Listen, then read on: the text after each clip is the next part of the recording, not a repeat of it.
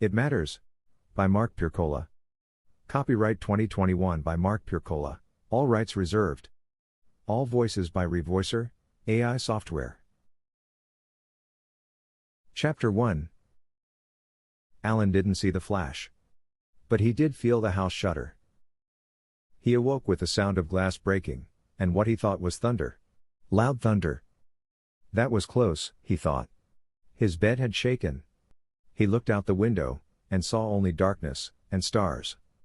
Strange, he thought, as he turned over, trying to get comfortable. No clouds, but thunder. A loud bang jolted him, as something hit the roof. A few seconds later he heard several more thuds, bangs, and crashes in the distance. Then, a loud thud, came from right outside. He was awake now. Something was wrong. He turned on his desk lamp, and put on his pants and slippers. He rummaged around in his dresser and found his little LED flashlight. He tested it, and headed for the bedroom door. James, his roommate, lifted his head a bit and said, "What's up, man? What's that noise?" Not sure. Alan responded. I heard something hit the roof. I'm going outside to check it out. James mumbled. "If it's Santa, tell him to come back in December." Then he rolled over and closed his eyes. Alan was a little scared as he went down the hall. He was sure it wasn't a burglar.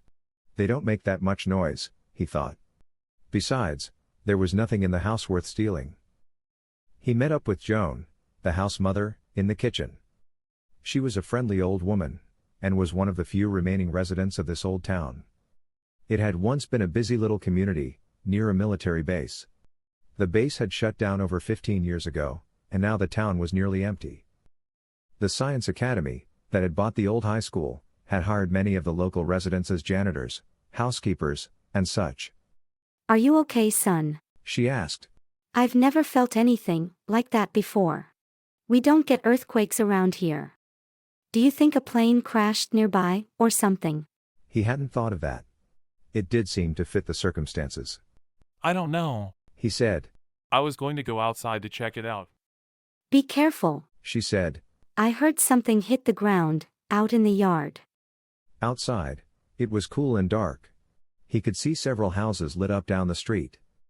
A lot of people were awake, he thought, as he moved the light around, trying to find something different.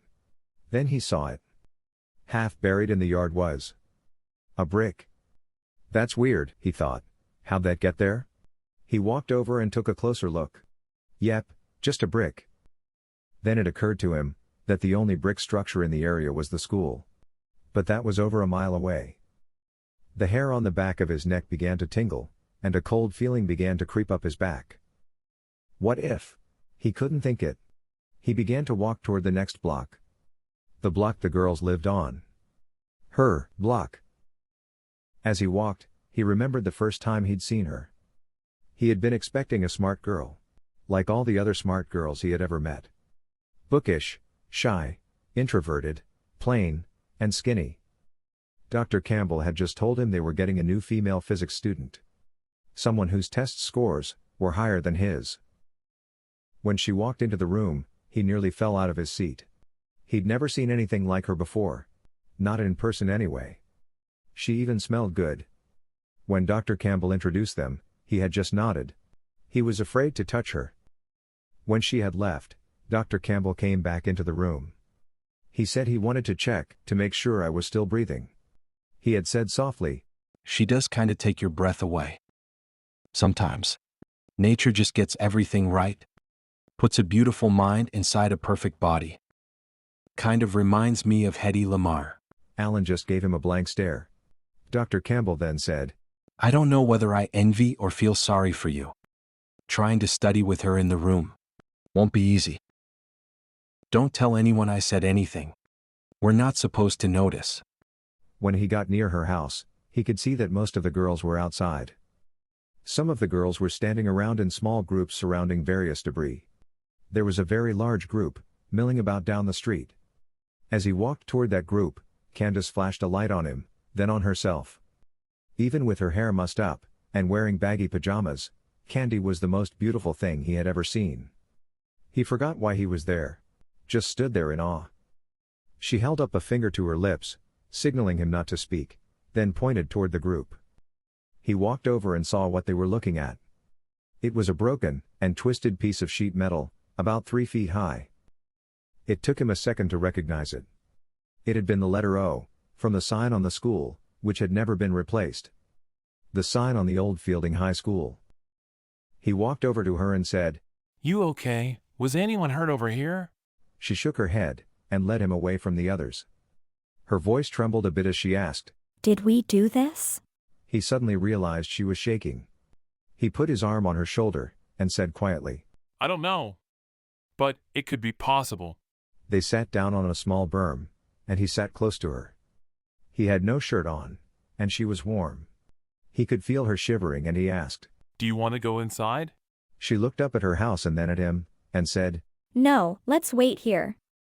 One of the house mothers and a bus driver went up to the school to see what happened.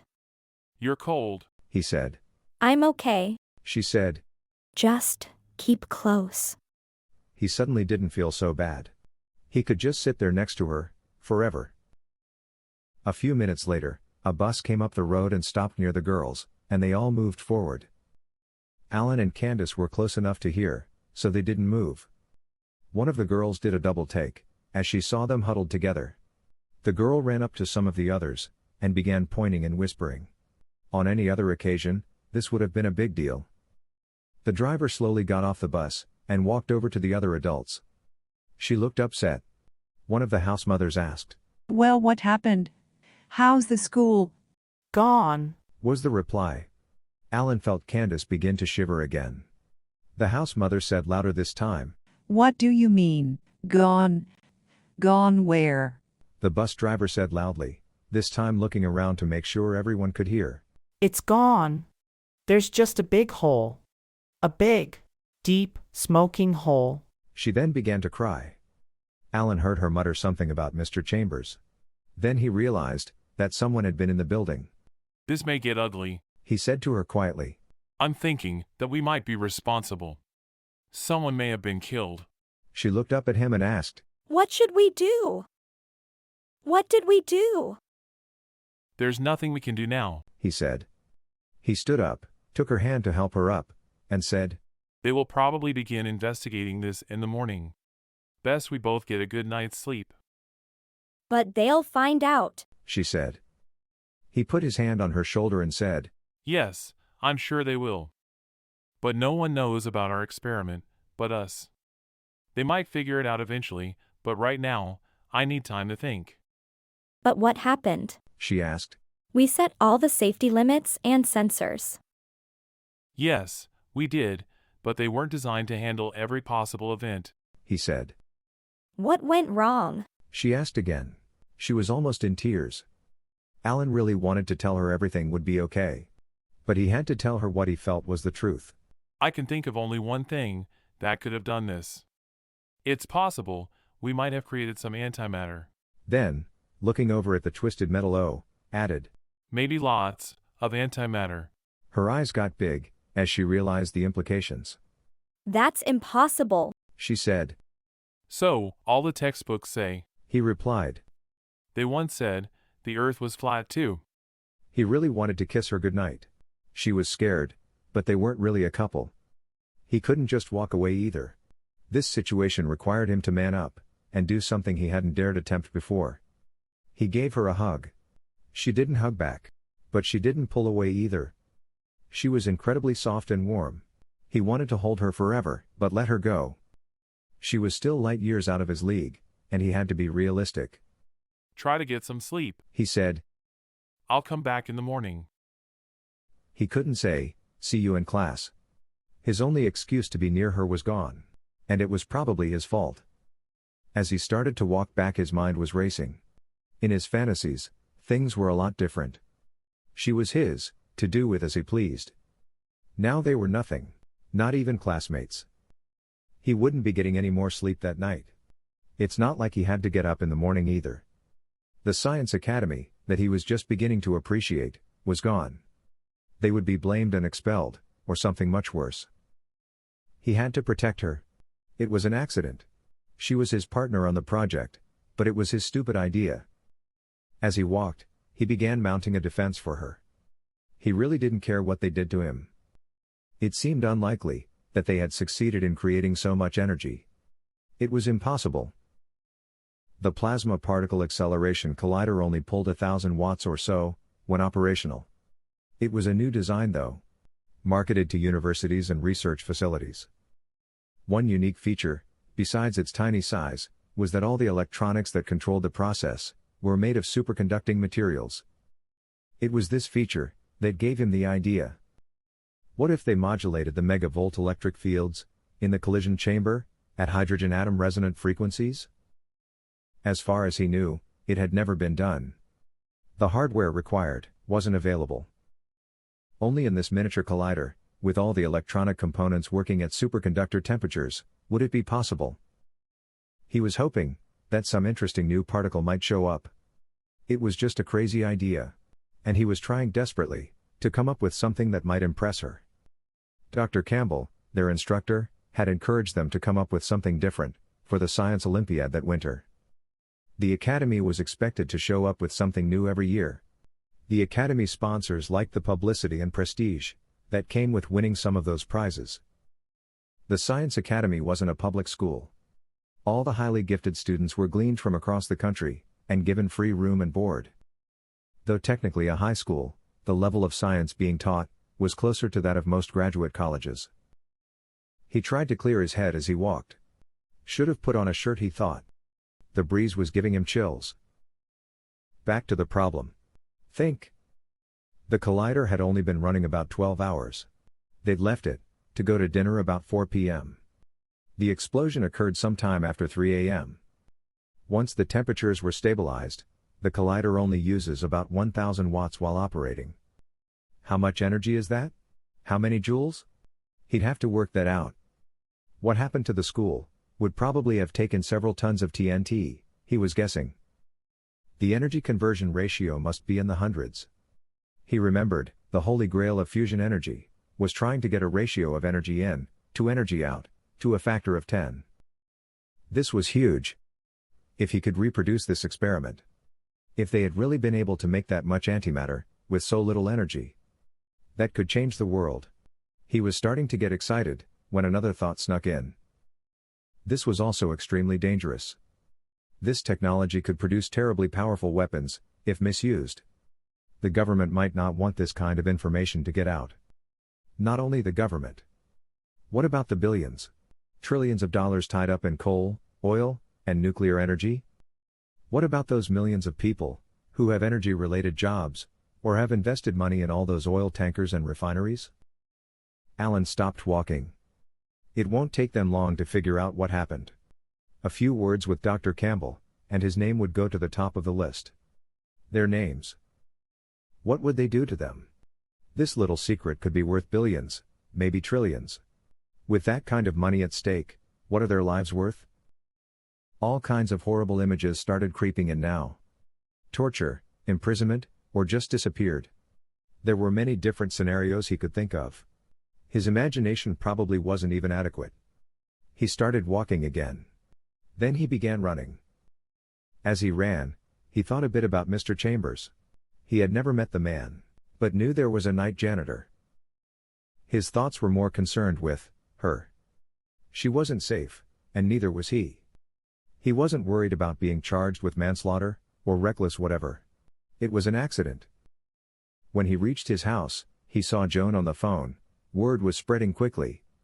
He quietly went to his room and started pacing, as the early dawn light began to fill the sky. If they had done what he thought, it could change the world.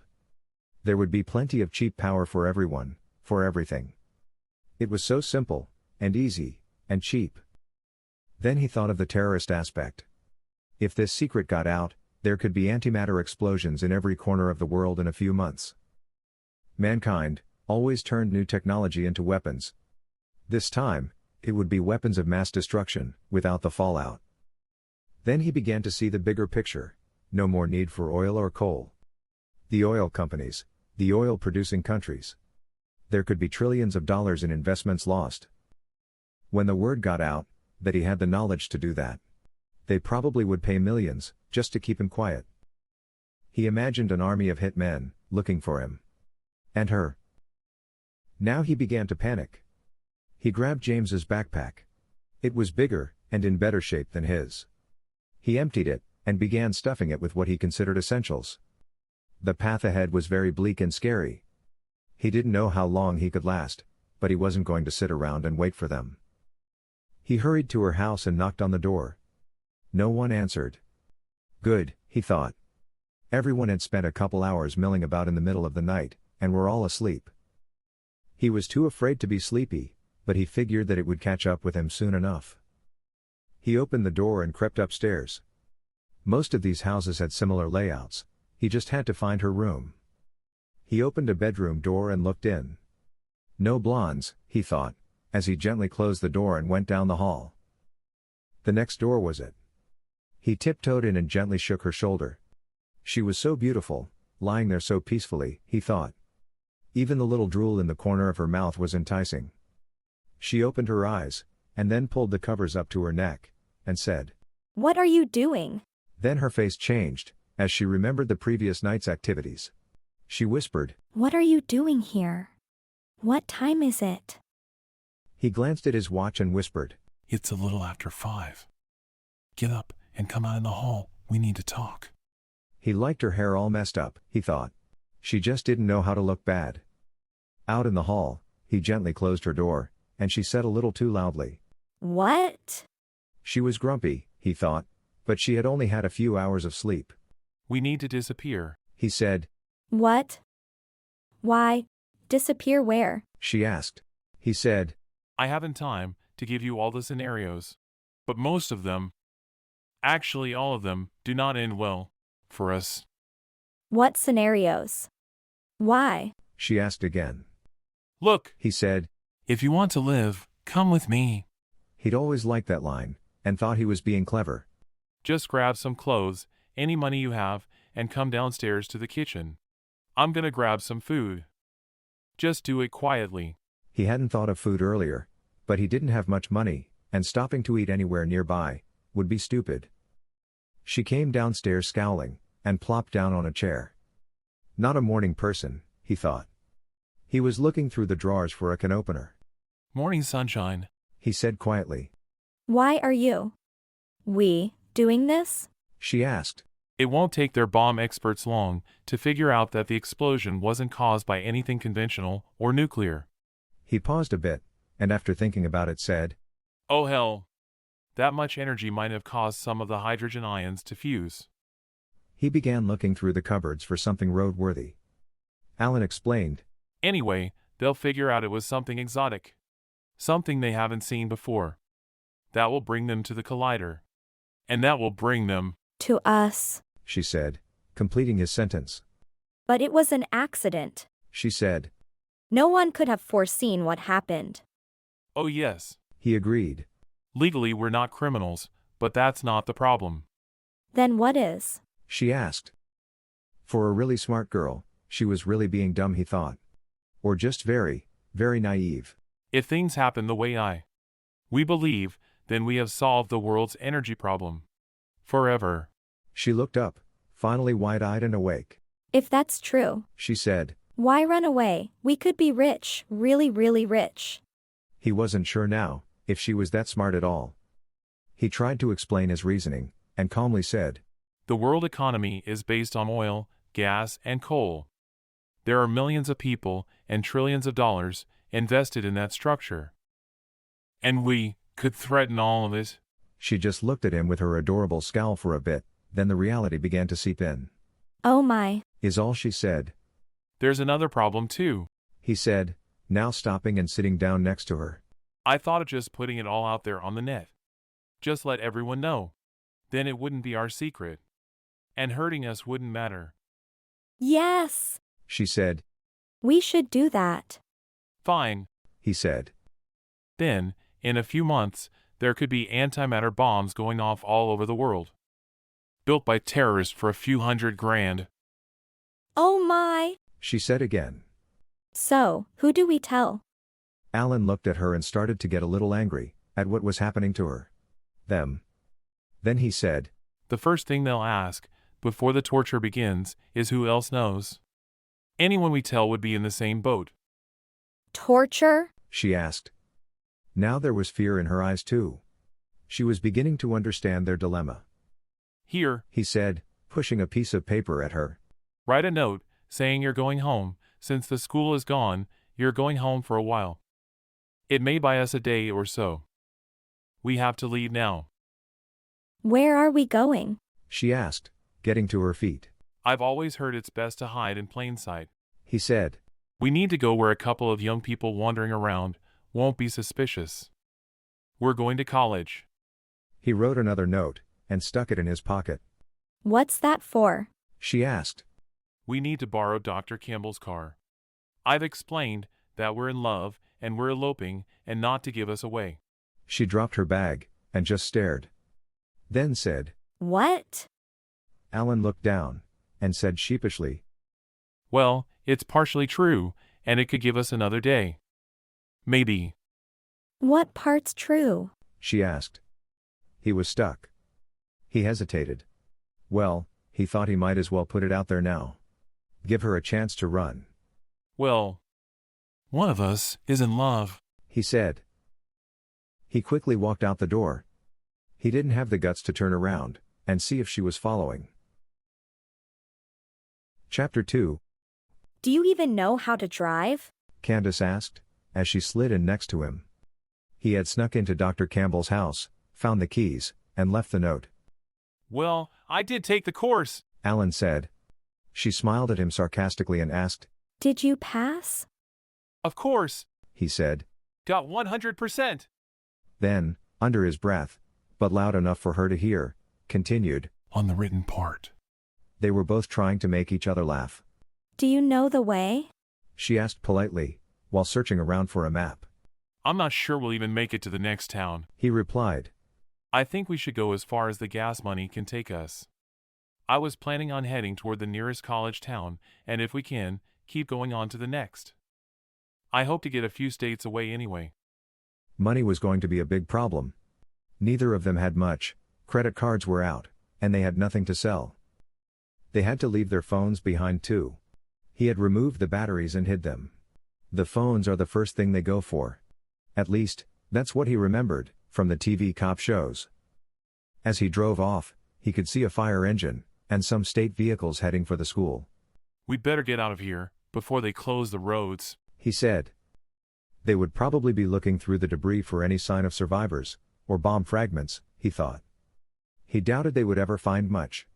An antimatter explosion would be quite intense. Which direction? She asked. There's a major highway south of here. He replied. He vaguely remembered the trip from the airport. Once we hit it, we'll head west. Most of the colleges out there are pretty crowded, I think. That's our best hope for now. Try to get lost in the crowd. He drove a mile or so when she asked. What about all the surveillance cameras and facial recognition stuff out there in the cities? He thought for a few seconds and replied. Well, I'm going to try and grow a little facial hair. You are going to have to dye that hair, or something. We'll have to get some sunglasses, and stay away from cameras as much as possible.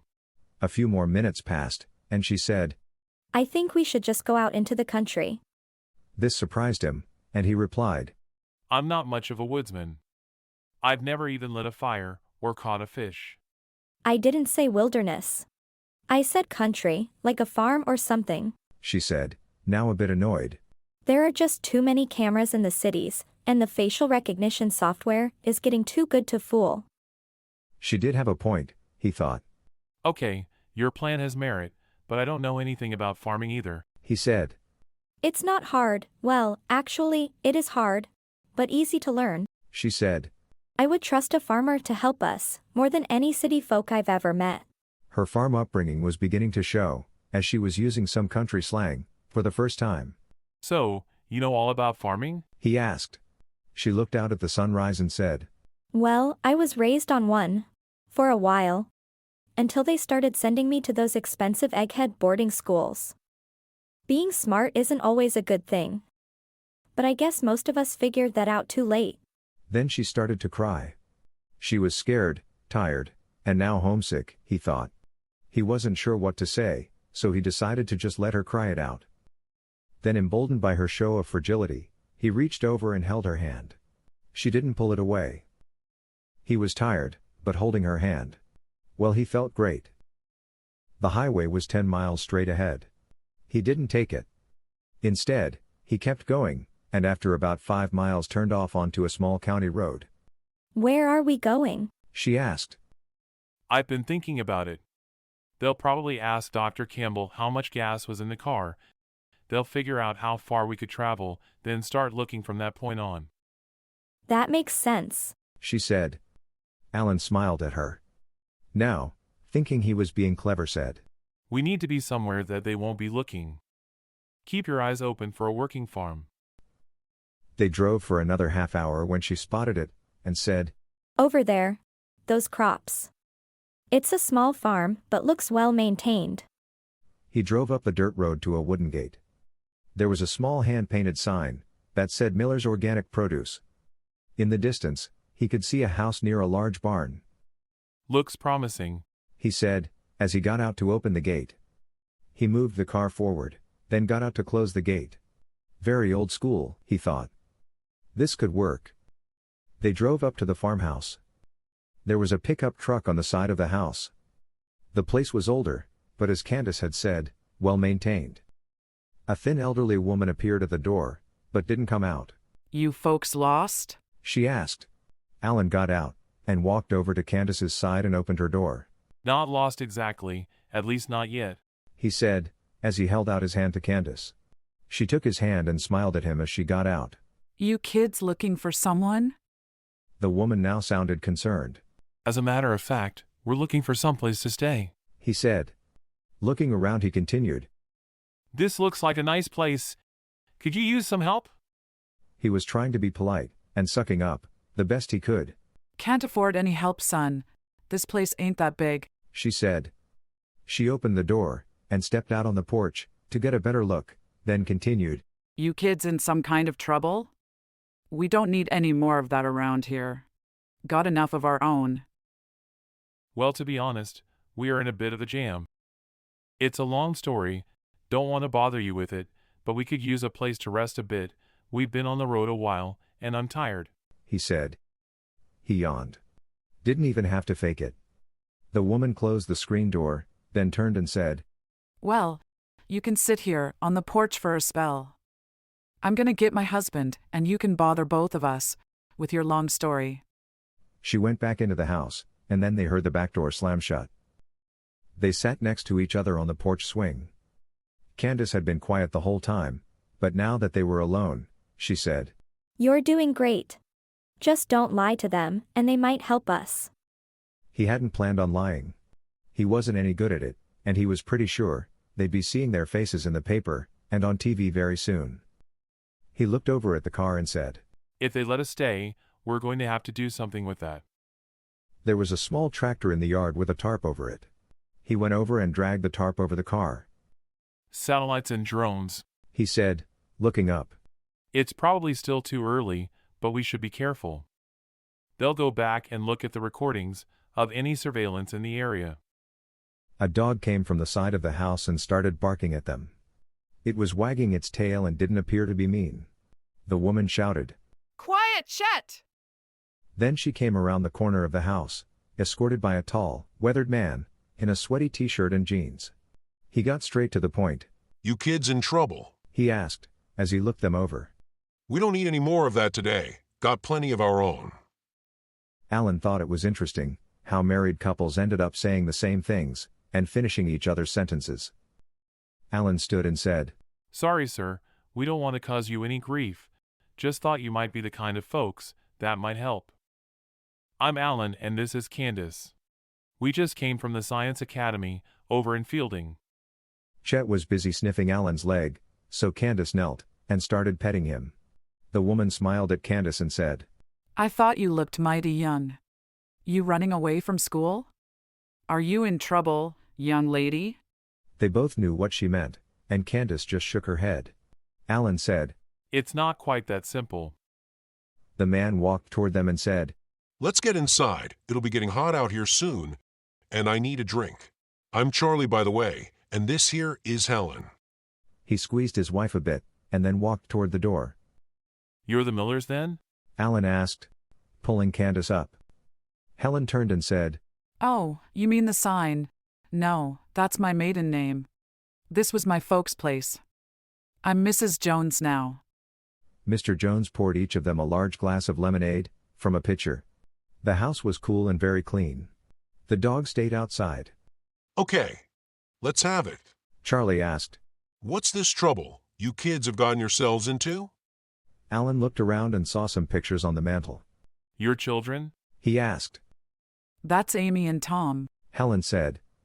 Amy's off in college, and Tom's in the Navy. Why is it that farm boys always choose the Navy? They're here to tell their story, not to hear ours. Charlie said to Helen. I'm waiting, son. Alan cleared his throat. He didn't know where to begin. It's bad. Candace finally began to speak. I'm afraid we've stepped into a hornet's nest. And it will probably get a lot worse, very soon. Alan spoke up, trying to make it sound a little less frightening. We didn't mean to hurt anyone or destroy anything, but our science project sort of. I mean, it literally blew up in our faces. Charlie nodded and said, Accidents happen, son.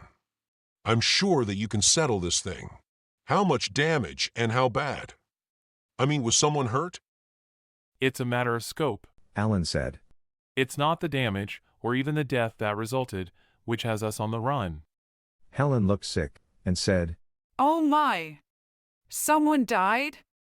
I'm pretty sure. Alan replied. You see, the school building is gone now. Just a big hole in the ground. Charlie's eyebrows went way up as he said, You kids ain't messing with us, are you? This ain't one of them video pranks or nothing. Alan just looked around the room and saw the large TV on the wall. You listened to the news lately? He asked. Helen made them peanut butter and jelly sandwiches as they sat around the TV, while Charlie browsed through the channels. A news show on one channel was right in the middle of reporting the story.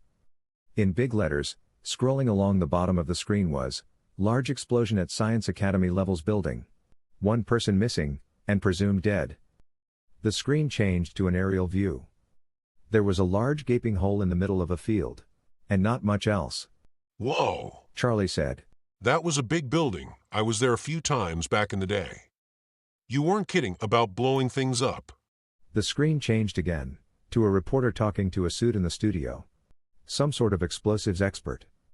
He told the reporter that this did not look like a gas explosion, or anything else he had ever seen. He then stated that it would take something like 4 or 5 tons of TNT to accomplish that kind of devastation. Charlie looked at them suspiciously and said, Exactly what kind of science experiment was that? You kids messing with an atom bomb? Alan took a deep breath. Well, sir, we were just trying something new with a particle accelerator. We apparently discovered a way to generate antimatter. Lots of antimatter. That's dangerous stuff, Charlie said. I thought they could only make a little of that at a time. Alan was surprised he knew that, but there are plenty of science shows on TV these days. Then he replied, Yes, sir, that was true. Until yesterday. Charlie mulled that over, while Alan continued. The problem with our little discovery isn't the damage it caused, it's what it means for the future. I'm not sure what you mean, son. Whose future? Charlie asked. Alan replied, Everyone, sir. You see, we've discovered a means of supplying endless amounts of energy for everyone. It's clean, cheap, and infinite. Helen was now getting excited and said, That sounds wonderful. Why are you running away? You could be famous, rich. Charlie held up his hand and said, Wait, I just thought of something. What about the oil companies? Won't they be a bit put off by something like this? Alan responded, Once they realize what has happened, I'm afraid Candace and myself will be number 1 on their hit list, sir. There are trillions of dollars invested in big oil and gas. I don't think they are going to be content to let that all become worthless. Charlie stood up and turned the TV off. He said, You're right, son. You are in a bit of a mess, a really big mess. The young lady was right. You're standing in a hornet's nest. And things are going to get worse. Helen was now starting to get the picture, and said, You mean someone's going to come looking for you? Someone coming to kill you. Alan looked at her, then at Candace. I think there's going to be all sorts of people looking for us. Some will want our secret, some will want our silence, and some will just be looking for a reward. You think they'll be offering a reward? Helen asked. Alan thought a moment and said, Oh, once they figure out who they're looking for, I'll bet the reward will set new records. If you two want to get rich, just wait a couple of weeks. Charlie scowled and said, We ain't the greedy kind, son. Don't be painting us like that. Charlie suggested they think on the problem for a while. Charlie and Helen sat in the kitchen a while, talking about what to do. Alan and Candace were on the couch watching TV. They watched for more news on different channels all afternoon. Charlie went out to finish his chores. When he came in for supper, he went into the living room to check on them. Their eyes were closed, and her head was on his shoulder. Helen had put a blanket over them. She looked over at Charlie and said, These kids are so darn smart, and now so damn helpless. What if they were ours? What would we want some strangers to do? We ain't got much choice, as I see it. Charlie said. Either we help them, or give up looking in the mirror. Alan woke up first. He felt her head on his shoulder and touched her hair. He loved her blonde hair, and hated the thought of dyeing it. The room was dark, and the TV was off. He held her head, and gently slipped off the couch. There was a light in the kitchen, so he went in. Charlie was sitting at the table, watching a laptop computer screen. Bathroom? Alan asked. Charlie looked up and then pointed at a doorway. He walked down the hallway and saw Chet on the floor in a bedroom. He could hear light snoring coming from the bed. When he returned to the kitchen, he looked around and saw the clock. It was a little after 4 a.m. They had been sleeping for over 10 hours. Are you up early, or just late for bed? Alan asked. Charlie grunted, and picked up a cup of coffee. Slept in a bit. He said. Up late last night. Alan sat down at the table and asked, Have you given a thought about helping us out? We talked a bit. Charlie replied. Don't know what we can do, except let you stay here a spell. Alan perked up a bit and said, That would be great. Candy said farm folks would likely help. She grew up on a farm. Charlie looked up and smiled. I guess when you ain't smothered in people all day, you get to appreciate them a little more. We kind of get used to looking out for each other out here. Charlie went back to the laptop for a second, then said, Funny thing. The news has been real quiet about that explosion since yesterday. They're calling it an accident caused by a gas leak, and that's all. No more videos, pictures, or interviews. Kinda strange for a big story like that to just fade away so quick. I've been looking on the net for something and can't find anything new. Alan was not surprised they would cover it up, but then something occurred to him. Stop, he said. Shut it down. They'll be looking for anyone doing searches on that topic. Charlie looked up, scowled a bit, and shut off the laptop. You think they're looking for you already? He asked. Alan nodded and replied. It won't take them long to figure out what happened and who's most likely to be involved. When they find out we're missing, they'll be looking hard. I'm not sure who's going to have jurisdiction on this. Either the local sheriff, FBI, Homeland Security, or even the atomic energy people. They all might get involved. It's the non-official people I'm more worried about. Charlie stood up and reached up on top of the kitchen cabinets. He said, You mean hit men types hired by the oil people? He pulled down a rifle and a box of shells. You know how to use this? He asked. They sat at the table talking for quite a while. Alan was getting impressed by Charlie's depth of knowledge on worldly matters. Charlie suggested the need to get rid of the car. Alan thought about driving it to the nearest city and abandoning it. Charlie suggested they just bury it behind the barn, under a manure pile. He said he would dig a big hole that afternoon, and move the car after dark. Alan was glad he listened to Candace about farmers. Chet came trotting out and went to the back door and barked. Charlie let him out, and then Candace came into the kitchen. Before she could speak, Alan pointed to the hallway door. She noticed the rifle on the table, and Alan said, We're staying here a while. When she returned to the kitchen, She asked Charlie if she could take a shower. Sure, make yourself at home. He said. She grabbed a bundle of clothes from her bag and disappeared down the hall. You kids a couple? Charlie asked. The question surprised Alan, and he stammered a bit. Well, we sort of got stuck together in this mess, but He glanced down the hall to make sure the door was closed. I'm still kinda hoping. Charlie actually laughed and said, Boy, that's one really fine-looking gal in there. I was thinking you might have got yourself in this mess on purpose. He then winked at Alan and said, We'll set you two up in separate rooms for now, then we'll just see what happens. Alan thought that maybe farm folk are romantics at heart. Charlie seemed to be on his side. Maybe this won't be so bad. Charlie went to his bedroom to wake Helen up.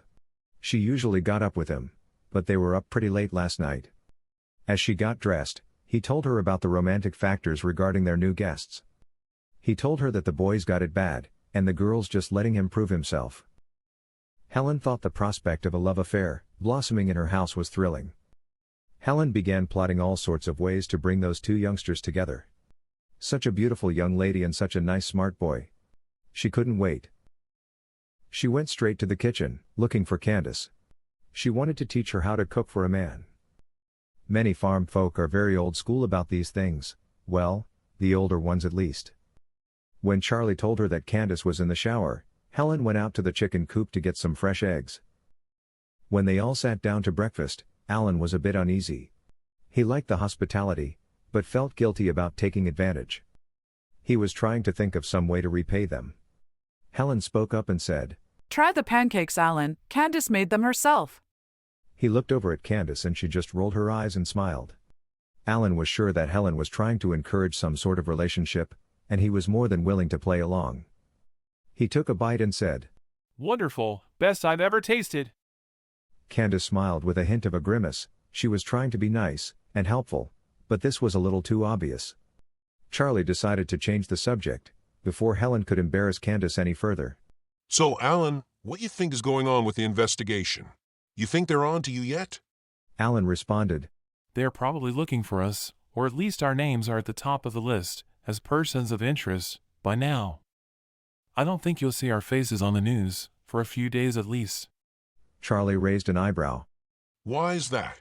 You'd think they'd be hunting for you with everything they got. Alan nodded and said, I'm sure it'll come to that, but I think it's also important to them to keep this thing quiet. Depending on which group is taking charge of the investigation, we may not hear anything for a while. Once they've talked with Dr. Campbell and they hear about our experiments with the accelerator, well, they're not dumb. After breakfast, Alan and Candace sat in the living room, browsing through the news shows, looking for any news about the event. Or them. Charlie was speaking to Helen in the kitchen. He told her to take it slow with her matchmaking. He brought up the cooking ploy and said, It's not the boy you have to work on, he's been hooked. It's the girl who's not, interested. Helen kissed him on the cheek and said, Ya old softy. She peeked into the living room. They were sitting on the sofa. Very close.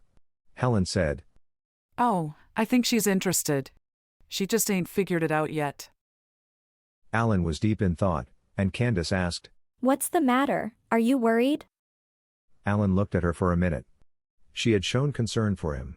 That was new. He answered, I think we're deluding ourselves, that we won't be found.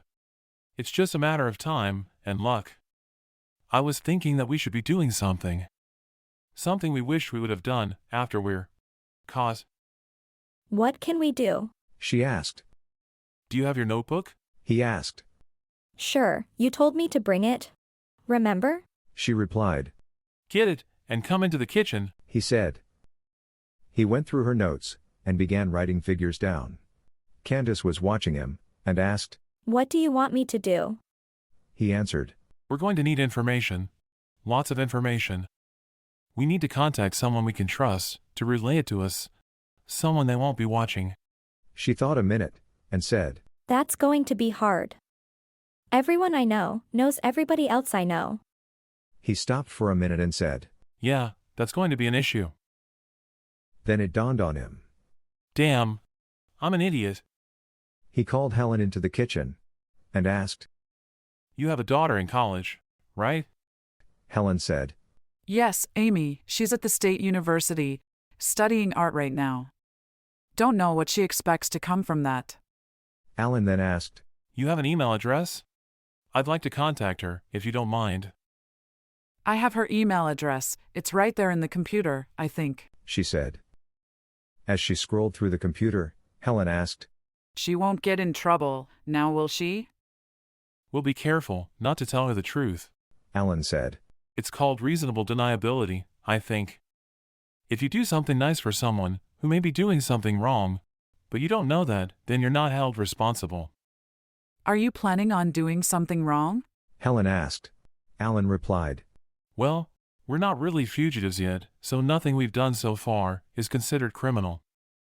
Alan began doing some searches online. Candace asked. Isn't that dangerous? Alan responded. I'm sure they're looking at every contact, website, search, and online purchase you and I have ever made. We just have to be careful using any online identity we ever used before. Right now, I'm logged on as Charlie, doing a search for something.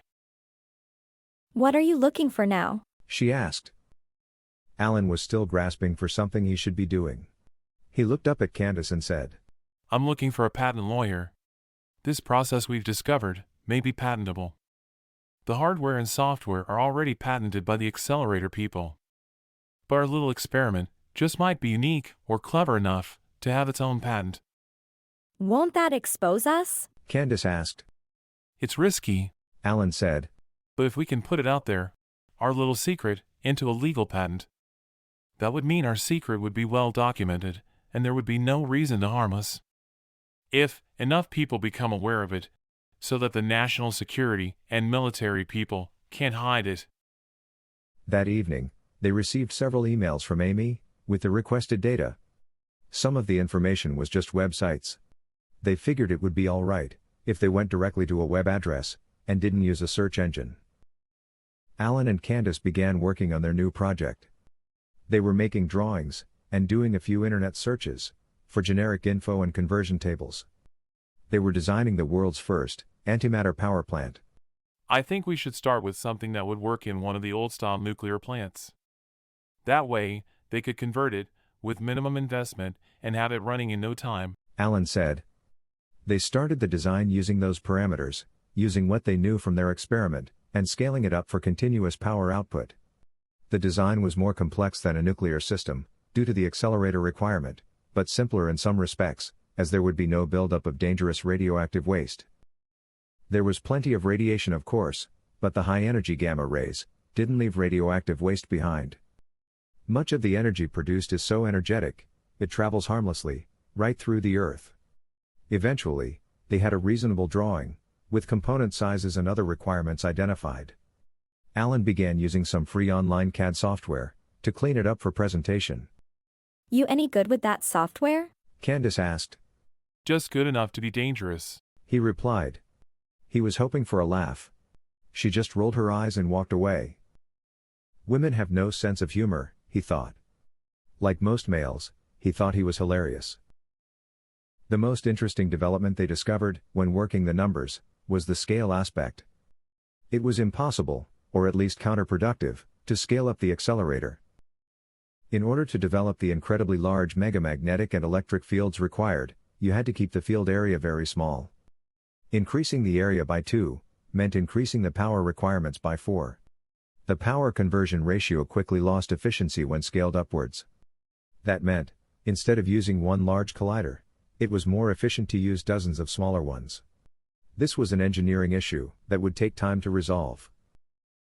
Later that night, Charlie came in and said, You kids doing okay? He had been out doing chores all day, as usual. Alan stopped his work on the CAD design. He needed a break anyway. He got up, stretched, and started walking around. He said, I need to move a bit. I've been working on this for over 8 hours. What is it? Charlie asked. It's a CAD drawing for the antimatter power plant design we're painting. Alan replied. Patent, huh? Charlie said, looking puzzled. Won't that be pointing them right at you? He asked. It might. Alan replied. We're going to go through a patent attorney. They're supposed to keep things confidential. We'll see. Charlie and Alan were sitting in the living room, watching more news shows. There was nothing new mentioned about the explosion. Alan looked at Charlie and said, When, or if, they start showing pictures of us on the news, we'd better leave. How's that? Charlie asked. We promised we'd help. I know. Alan said. It isn't fair for you folks to get burned for us. You could lose your farm, or worse. Alan turned the TV off and said, We figure we'll get caught, sooner or later. Probably sooner. Neither one of us has the right set of skills for hiding out or staying off the grid. The patent thing is just something to give us hope. Won't they just put a kibosh on that right off? Charlie asked. Possibly. Alan admitted. But from what I know about the government, the right hand rarely knows what the left hand is doing. Charlie chuckled and said, You got that right. The next morning at breakfast, Alan asked Charlie if he minded using his daughter as a go-between to the patent attorney. Charlie had to look over at Helen, who gave a little nod. How much do you need to tell her? He asked. Not enough to make her an accessory to anything, He said. just instructions to print the files I send and an address to mail them to. I may also have her buy some of those cheap prepaid phones and send them here. I think I'll have to call the attorney to get a time frame for this process and set up a method of payment. Shouldn't you do that first? Charlie asked. Alan replied. I should do it in person. But we don't have that option right now. I'm not sure any of this is the right way of doing things. Candace stopped eating and said, I thought you needed a prototype, or something, to get a patent on something this complex.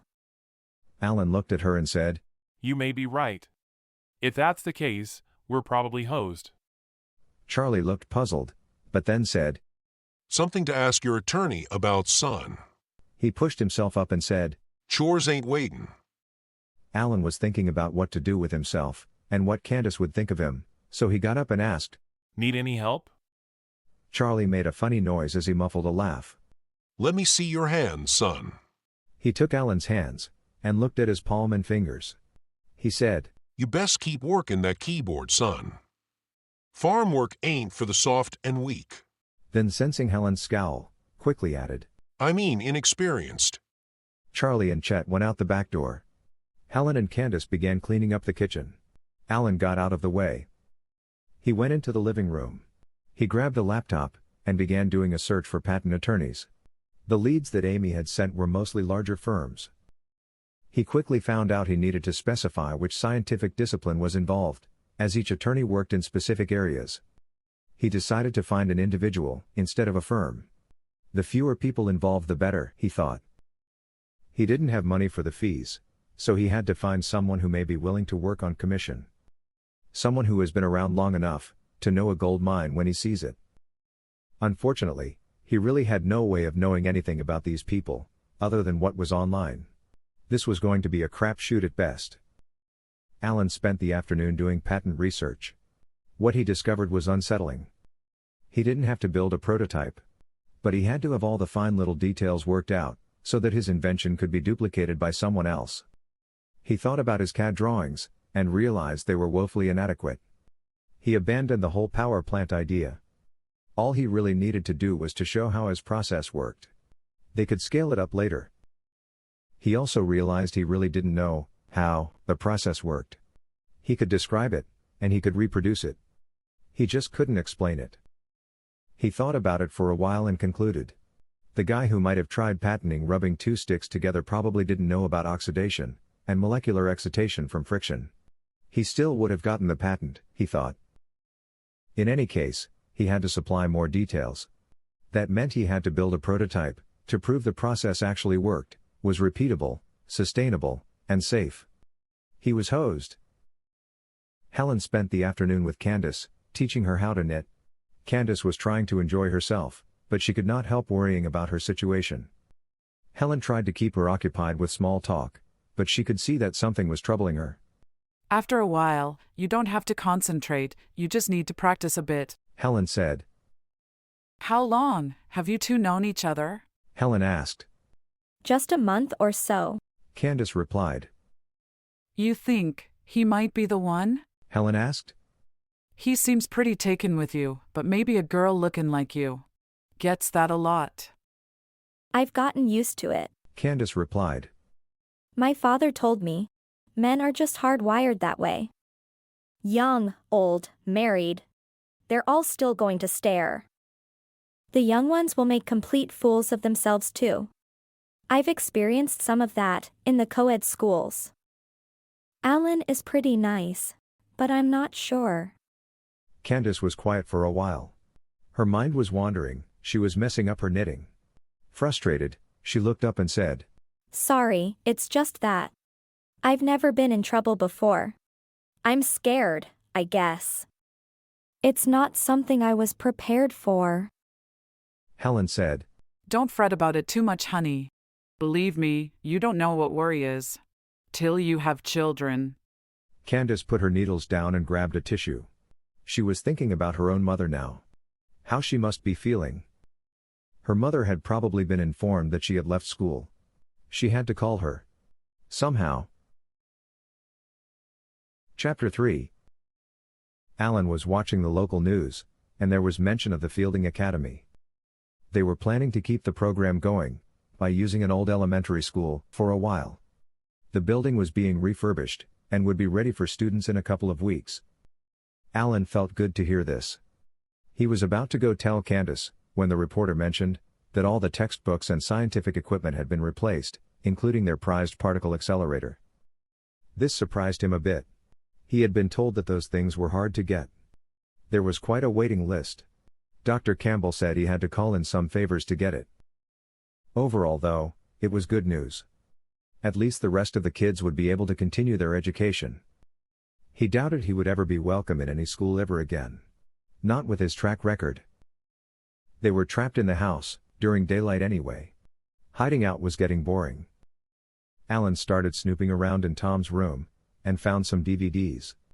An expensive-looking box set of workout discs. The pictures on the cover looked interesting. He wondered how Candace would feel about him, if he looked like that. The box said guaranteed results in 90 days. He wasn't sure how long he would be there, but he wasn't doing anything else. He wasn't much of a jock, but he did exercise. Occasionally. He showed the box to Charlie at lunch and asked, Is it okay if I use these things? Charlie picked up the box, looked at the pictures and said, These workouts are pretty intense, son.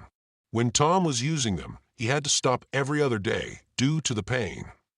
It took him over 4 months to finish. They did work, though. He looked mighty fit when he joined up. Could have been a Marine. Sure, go ahead and give it a try. Charlie looked over at Candace and said, Don't think a girl could keep up, but I bet you'd do better than him. For the first few weeks. Candace was obviously no stranger to exercise, and said, Maybe we'll just have to find out who can keep up. Alan smiled and thought to himself, game on. Then realized she was going to make him look pathetic. He began to think maybe he should have done this in secret. That afternoon they began. Neither one of them could keep up. This was an intense exercise program. Definitely not for beginners. When it was finished, Alan looked at Candace, who was panting and sweating, and said, We'd better just keep doing the same lesson over and over, till we can keep up. So, this will be more like a 90-day, plus, deal. Candace just looked at him, trying to hide the pain, and nodded.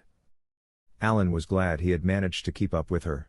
Whose idiotic idea was this anyway, he thought, as he put the DVD back in the box. That night at dusk, Alan and Candace were sitting on the porch swing together, watching the sun go down. Alan was feeling bold, so he said, It's kinda nice just sitting here watching the sunset. It's so quiet and peaceful. He was now going to say something. Something he felt, but wasn't sure, of how it was going to be received. I mean, just being with someone special. He didn't look at her, just straight ahead. He waited. She said, Uh-huh. They sat for a while longer. His mind trying to process her response, and failing. A little while later he said, It should be dark enough now. Want to take a walk?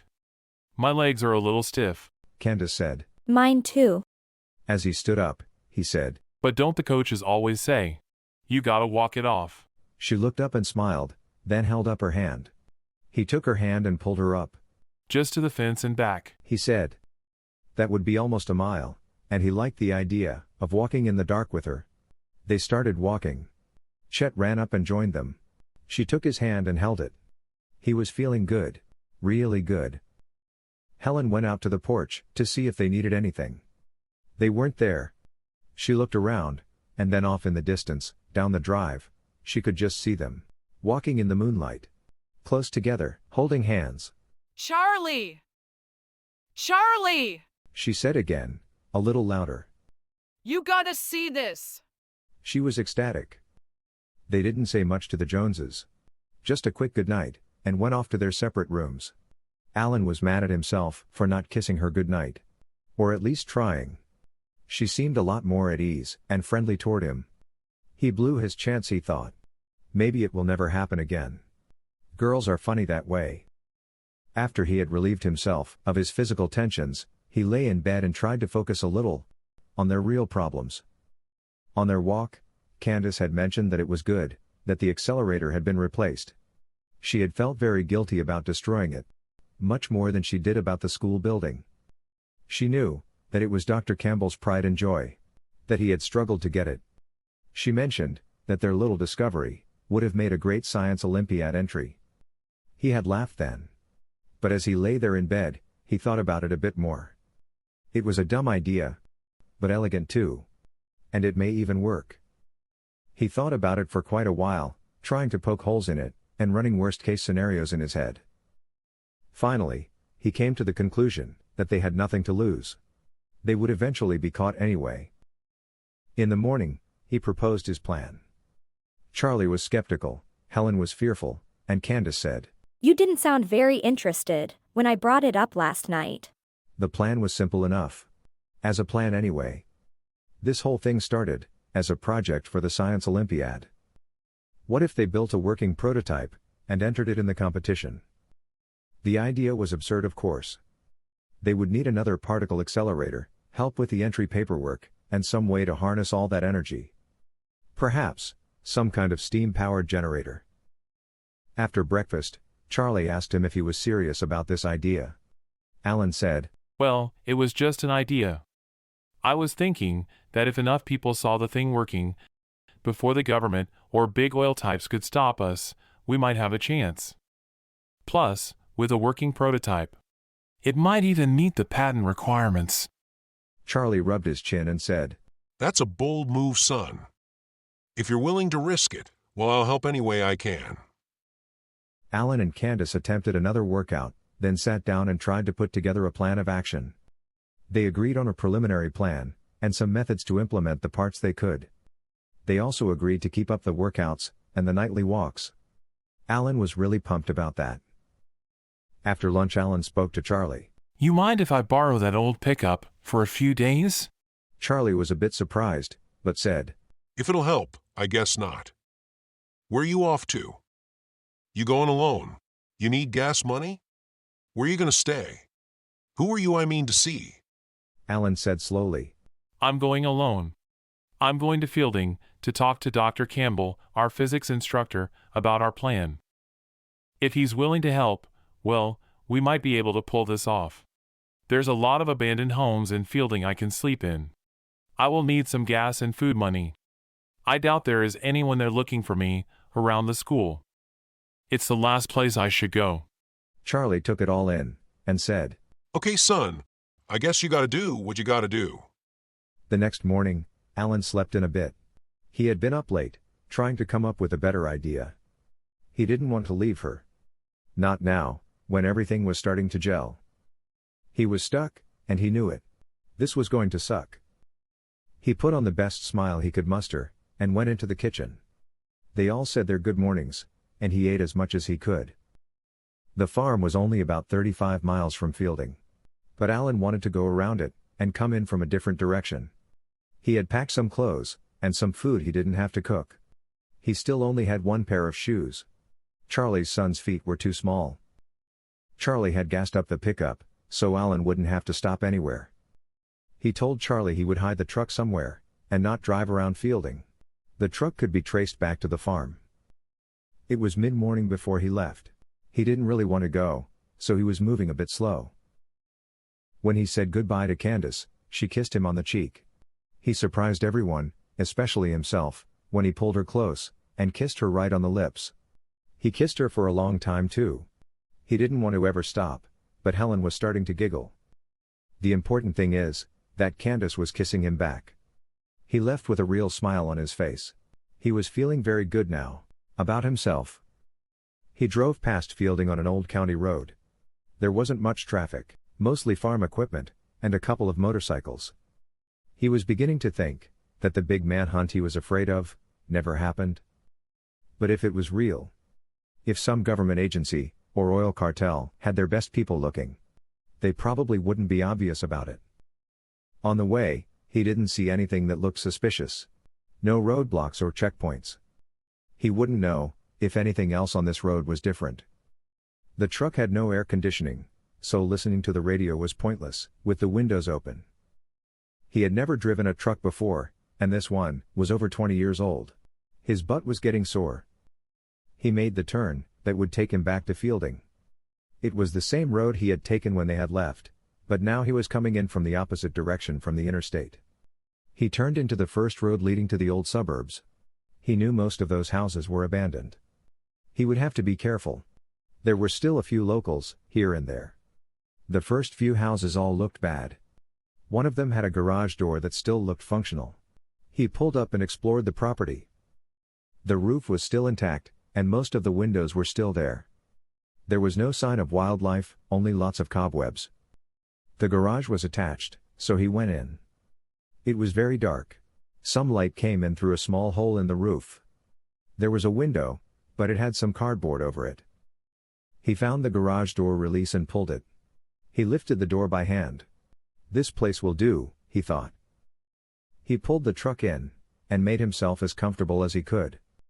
There were no chairs in the house, so he just sat on the floor and tried to snooze.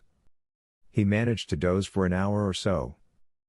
He figured he had about an hour or two of sunlight. He wasn't sure who was still around.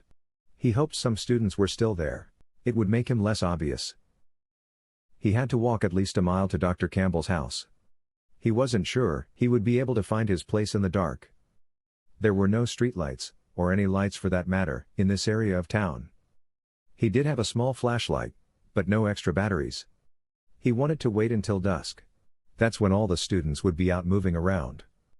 He started walking, and tried to look inconspicuous. Which probably made him look suspicious as hell. He walked a few blocks without seeing anyone. Then, he saw some activity down one of the streets. He wanted to investigate, but he had to keep moving. He was walking past the old dorm house area, when he saw some more people. Kids playing frisbee in the street. That was normal, he thought. Many students are still here. He made it to Dr. Campbell's house. Several of the teachers lived on the street, so it looked almost normal. He casually walked up and knocked on the door. Dr. Campbell was a good-natured, even-tempered man. He was not easily shaken or surprised, at least not in a school setting. When he opened the door and saw Alan, he lost it. He dropped his mug, and his mouth just gaped open. I hope that was water, Alan thought. Before Dr. Campbell could say anything, Alan pressed his finger to his lips and stepped back. He pointed to the backyard. Dr. Campbell composed himself a bit and nodded. There was a nice table, with lawn chairs in the back. Alan sat down where he could still see the street. Dr. Campbell came out carrying 2 mugs. Lemonade? Dr. Campbell asked. Alan grabbed one and gulped half of it down. Dr. Campbell smiled and set the other mug down next to him. You look well, Dr. Campbell said. Is Candace all right? I've been very worried. Her mother's been calling. Frequently. Alan nodded and said, Yeah, we're both fine. Sorry about the car and everything. We just had to get out of Dodge, fast. Dr. Campbell looked around and said, You have no idea what's been going on around here. I'm not sure who's who myself, but it's been a bit frightening. They've been bothering you much? Alan asked. Bothering is not the word, son. More like interrogating, harassing, and bullying. It started with a few polite questions from the sheriff's deputies. Then the U.S. Marshals came. followed by the FBI, then Homeland Security. Now there's a special investigations team, from God knows where because we aren't allowed to ask. He stopped for a minute, then looked back toward his house. Do you think they've bugged my home? He asked. I wouldn't doubt it. Alan said. That's kind of what they do when it's something important.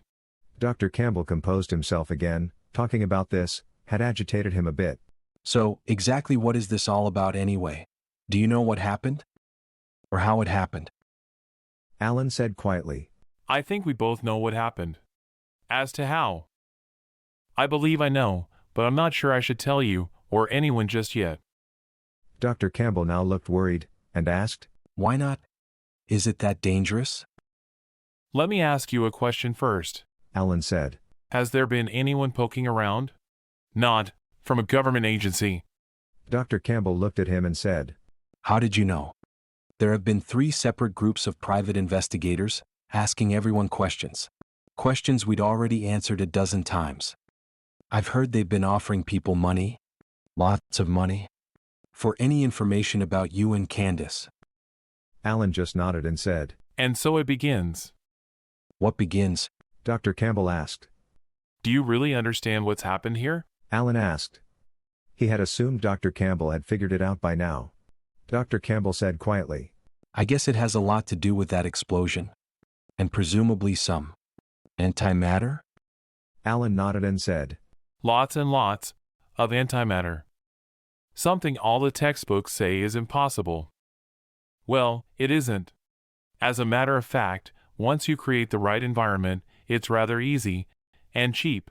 Dr. Campbell stared at him for a minute, as the reality of what he had just said began to sink in.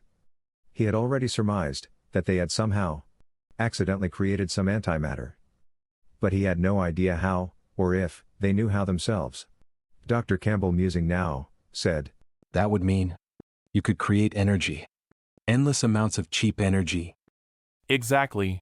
Alan said. Now think about all the trillions of dollars invested in oil, gas, coal, nuclear, and even solar and wind energy. Put all those trillions on the scale, and me and my little secret on the other side. Now, Dr. Campbell was getting nervous. You mean all those people might be out too? I'm not sure. Alan said.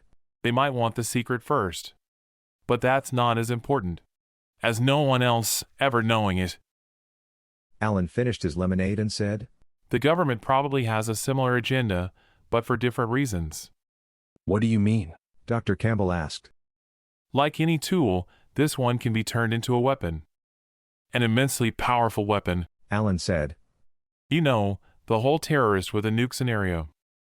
You see what I'm getting at? Alan asked. Dr. Campbell nodded, and Alan continued, I've always assumed we get caught, and the first thing they're going to ask is, Who else knows about this? Dr. Campbell said, finishing his sentence. If they knew you were here? Dr. Campbell was not a brave man, it seemed. He was now getting a bit panicky. Why are you here? What do you want? They probably wouldn't believe me anyway. If I told them you didn't tell me. Dr. Campbell composed himself again. His intellect and teacher role model experience winning out. I'm sorry, Alan, he said. I've never been involved in any real danger before. This was exciting at first. Then it became annoying, then scary, and now. What do you need? Why are you here? This discovery, it could be the greatest thing that. Since man discovered fire. Alan interrupted. Dr. Campbell smiled, and just nodded. Alan told Dr. Campbell his plan. A silly plan, that was centered on obtaining another expensive, and very limited, miniature particle accelerator. Dr. Campbell just shook his head and said, This is remarkable. There is a waiting list for those things. We were extremely fortunate to get the first one. 3 days after the incident, they called me and offered a replacement. I know that it was already scheduled to go to another school. I told them I didn't have any students capable of using it effectively, not until next semester. They shipped it here anyway. It's still in the crates at the new school facility. I believe they suspect what happened and that I'm hiding something. They discussed Alan's plan for a while. Dr. Campbell went in to get the rules for the National Science Olympiad. They went over the rules and discussed the options.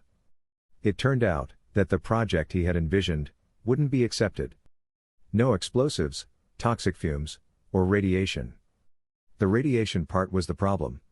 High-energy gamma rays are not something easily managed or contained. Dr. Campbell then remembered that another group had displayed a hybrid diesel engine a few years back. They weren't eligible for any prizes, but they could demonstrate their mechanism in the parking garage of the exhibition hall. They agreed to work that angle as the best bet. It was very dark now, and Dr. Campbell asked Alan if he wanted to stay. Alan asked for some blankets and said he would sleep in the garage. He did use the bathroom as quietly as he could. He hoped there was no video surveillance in the house. The next morning Alan woke up late again. It was after 9 a.m. The garage was hot and stuffy. The sun was up, and it was another warm day. He opened the side door and looked out. There was a large black car in the driveway. He quickly shut the door and looked around for a place to hide. It's one thing to know someone is looking for you, and another when you see them coming. He put the blanket over him and tried not to move. He had to pee, so it was getting uncomfortable. He was hungry too. His stomach was beginning to growl. He sat there sweating, trying to be still, when he heard the door open. You still in here? He heard Dr. Campbell ask. They're gone.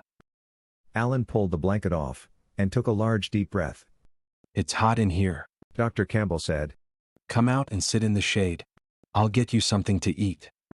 Alan left the garage carrying the blankets with him. I need to use the bathroom, he said. Dr. Campbell nodded and said, Don't touch anything you don't need to. I cleaned the bathroom last night. Glad I did. They had a dog with them. Alan gulped down his breakfast and asked, Who are they? Dr. Campbell replied, One of those private investigation teams. I thought it was all over when I saw the dog. They asked some unusual questions this time. Like, did I have any visitors lately? I think you're right about the bug. They must have heard the knock on the door. I'd better be moving on then, Alan said. I'd wait a while, Dr. Campbell said. At least until lunchtime. All the kids eat about the same time. It's usually quiet then. I wouldn't let anyone see you if you can manage it. They brought up money again. Lots of money. I wouldn't trust anyone around here right now. Alan was thinking about how to get back to his hideout without anyone seeing him. It may be difficult in broad daylight. Dr. Campbell said, The old elementary school is not quite ready yet. They intend to finish out the semester here one way or another. They say it'll be ready next week. They must bring in new desks and chairs and stuff. The damn drinking fountains are at knee level. They're looking at other venues right now for next year. Other buildings in different cities. It looks like fielding is going to be abandoned again. Dr. Campbell was more talkative now. Alan had wondered how someone of his prestige ended up teaching in a high school science facility. It turns out, Dr. Campbell had taken an early retirement from a well-known university. He had been denied tenure, for political reasons, at least, according to Dr. Campbell. Apparently, he hadn't been liberal enough. This new development, involving two of his students. Two people, who would probably be remembered for a very long time. It made him feel very satisfied with his career choices. Dr. Campbell went back into the house to clean the bathroom again. Damn dog, he thought, as he sprayed cleaner on everything. He put the blankets in the washer, and then turned the radio on and cranked it up. He smiled and thought, let them listen to conservative radio all afternoon. He didn't know where the bug was, but he guessed he should leave it alone. They would just come back with two more, he thought. When he went back outside, Alan asked, How big are the crates? Dr. Campbell thought a minute and said, About 4 feet square. One for the accelerator and another for the cooling and vacuum system which it sits on. Do you think we could move them, just the two of us? Alan asked. I think so, Dr. Campbell answered. The cooling system weighed a couple of 100 pounds. But the accelerator is mostly carbon fiber and insulation, so it was considerably lighter.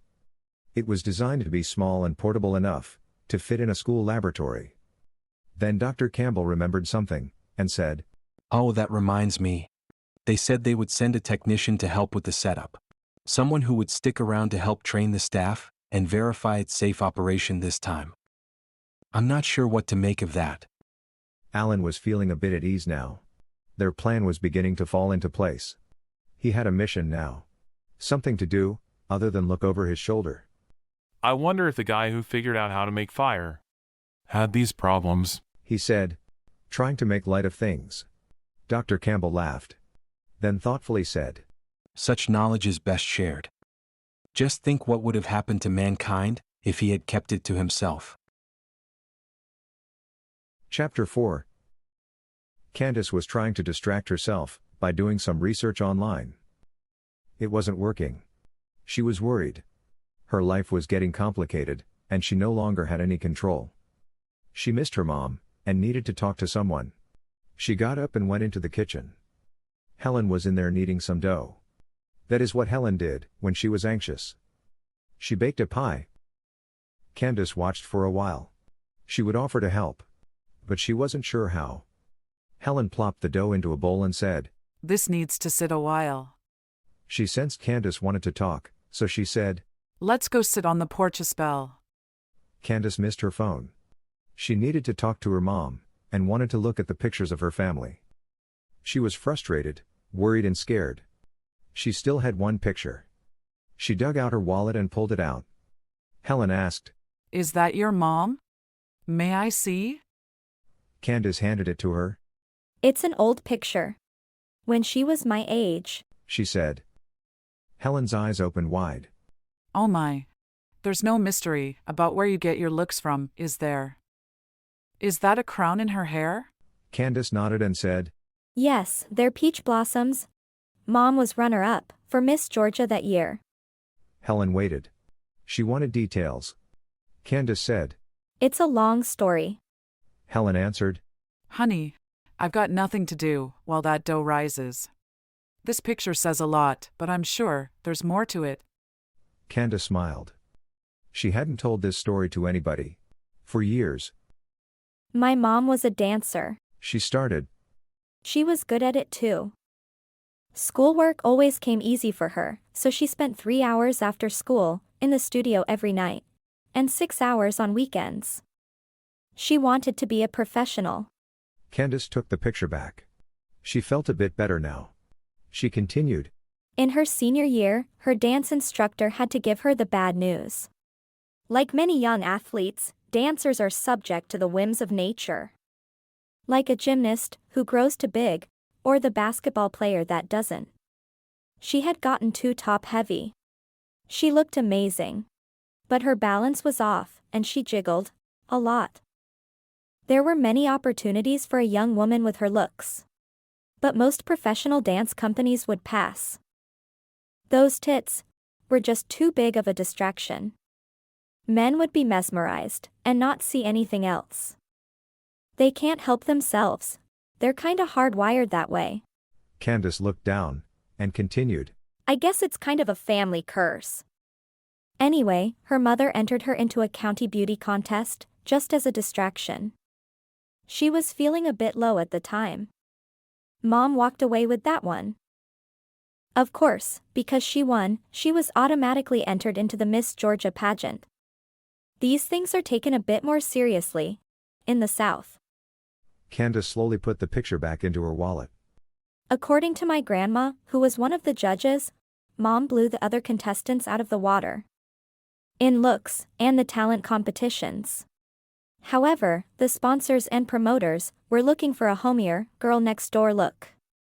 They thought my mom, with her 36, 26, 34 figure, blonde hair, and blue eyes, was too much Hollywood or Vegas show girl. So, she became runner-up.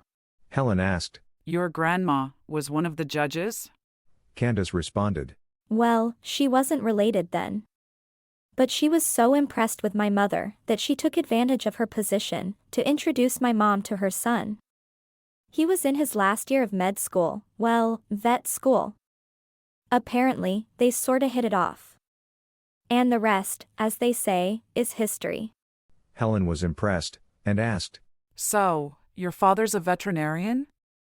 Candace nodded and said. Yes. But he spends most of his time managing the farm. We have hundreds of workers to deal with. It's more business than farm. We do have a couple of acres for our garden. But the farm consists of hundreds of fields, about 8,000 acres in all. It's very diversified. Fields of various crops, dairy farms, and orchards. I guess we're considered well off. I guess our little spread seems quaint to you then? Helen said. Candace took her hand. Not at all. It makes me feel at home. You don't know how much I appreciate what you've done. What you're doing for us. I just hope I get the chance to repay you someday. Helen smiled and said, You kids have brought a little joy and adventure back into our lives. Things have a way of getting a little mundane out here. Some bad weather or sick animal is about the only thing we fret about lately. Your problems are on a whole new level. You got us scared for our lives. But that kinda makes you appreciate living a bit more, doesn't it? Candace grimaced a bit and said, I'm sorry about the scary stuff. I'm not sure how to deal with it myself. I'm just worried about Alan right now. The whole thing is so unreal. I shouldn't have let him go. Helen took her hands and said, Boys have been doing dangerous and crazy things to impress girls. Well, since they used to go off and fight dragons. They seem to feel better about themselves if they can prove that they will die for you. It's another way they're hardwired, I guess. Candace looked perplexed and asked, Do you think that's what he's doing? Trying to impress me. Helen nodded. Of course. You see, unlike most girls, you can probably have any man you want. I'm not kidding about that. You've probably been harassed and ogled by so many boys and men that you have become defensive. You've built a wall up to protect yourself and your feelings so you won't be hurt. Candace nodded. She knew how many times she had told boys to back off and leave her alone. Helen continued. But don't let that wall keep you from being happy. You'll have to open up and let someone in someday. People don't usually get a choice about who they fall in love with. They say, the heart wants what the heart wants. All I can say is that someone who's willing to die for you might not be such a bad choice. Chapter 5. Just before noon, Alan left Dr. Campbell's house. He walked to the outskirts of the subdivision and made his way back toward his hideout. The trip took twice as long, but he didn't see anyone. He guessed the private investigators were hoping to get information from his ex-classmates, more than they were about surveillance around town. Why would he ever come back here? Dr. Campbell had given him a couple of boxes of cookies to help tide him over. Now, he just had to lay low for a couple of days. Dr. Campbell had also given him some literature on the new miniature particle accelerator and a new physics book. A physics book that will now have to be rewritten, he thought. Since they were waiting for the weekend, when the workers would be away, he took some time to read the chapters in the physics book on quantum particles. Lots of theories, he thought. Just guesses and fancy math, trying to figure out what's going on inside atoms. At least they're trying, he thought. That's all we can do with the tools we have.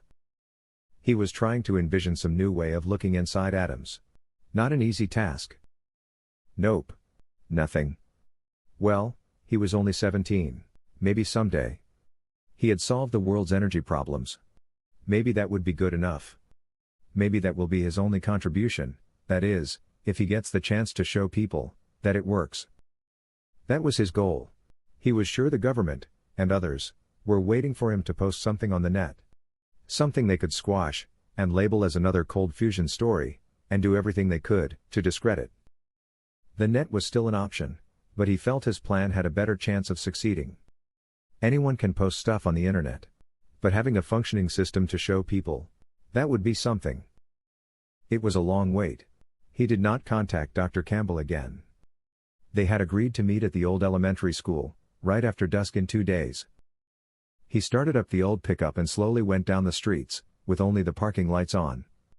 The school was still being remodeled, and there were piles of supplies under tarps behind the school. Great, he thought, a tarp would be just the thing he needed. Dr. Campbell was there.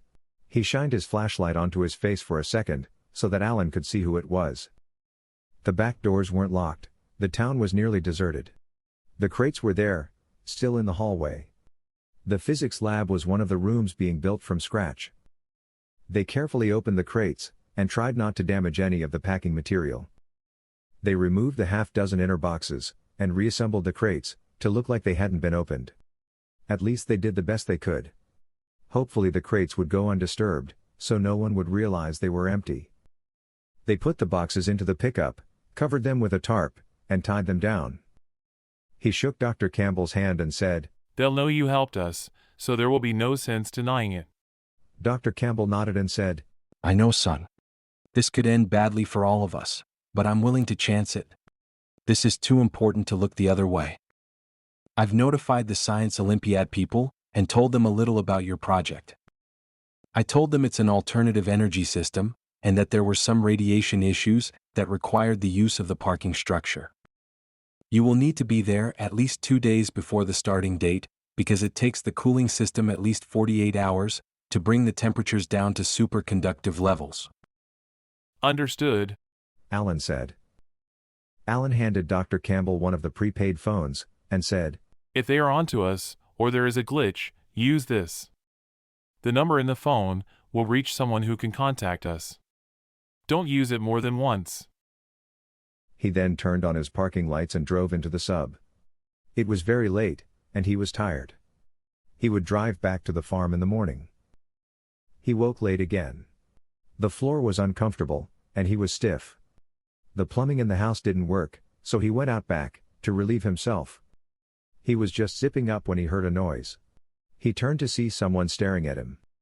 It was a rough-looking middle-aged man, with a strange smile on his face. Jesus. Look who it is. Don't move, son. I've got a taser in my pocket. Where's the girl? Alan felt sick. He thought about making a run for it, but the man had him blocked in.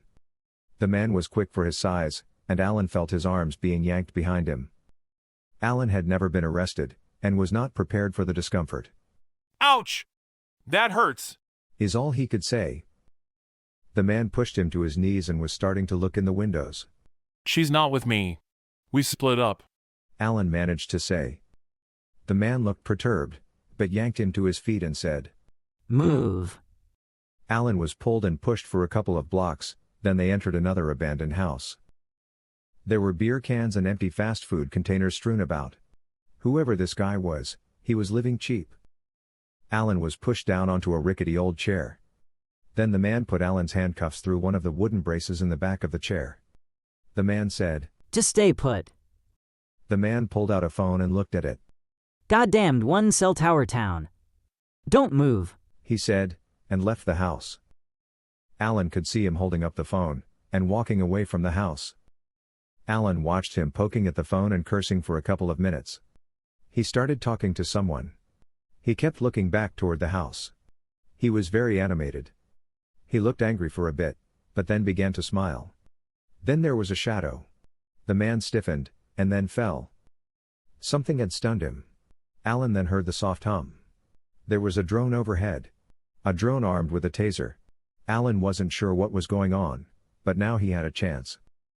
He wiggled in the chair and heard it cracking. It had been left behind for a reason. He twisted and shifted his weight. The chair fell apart.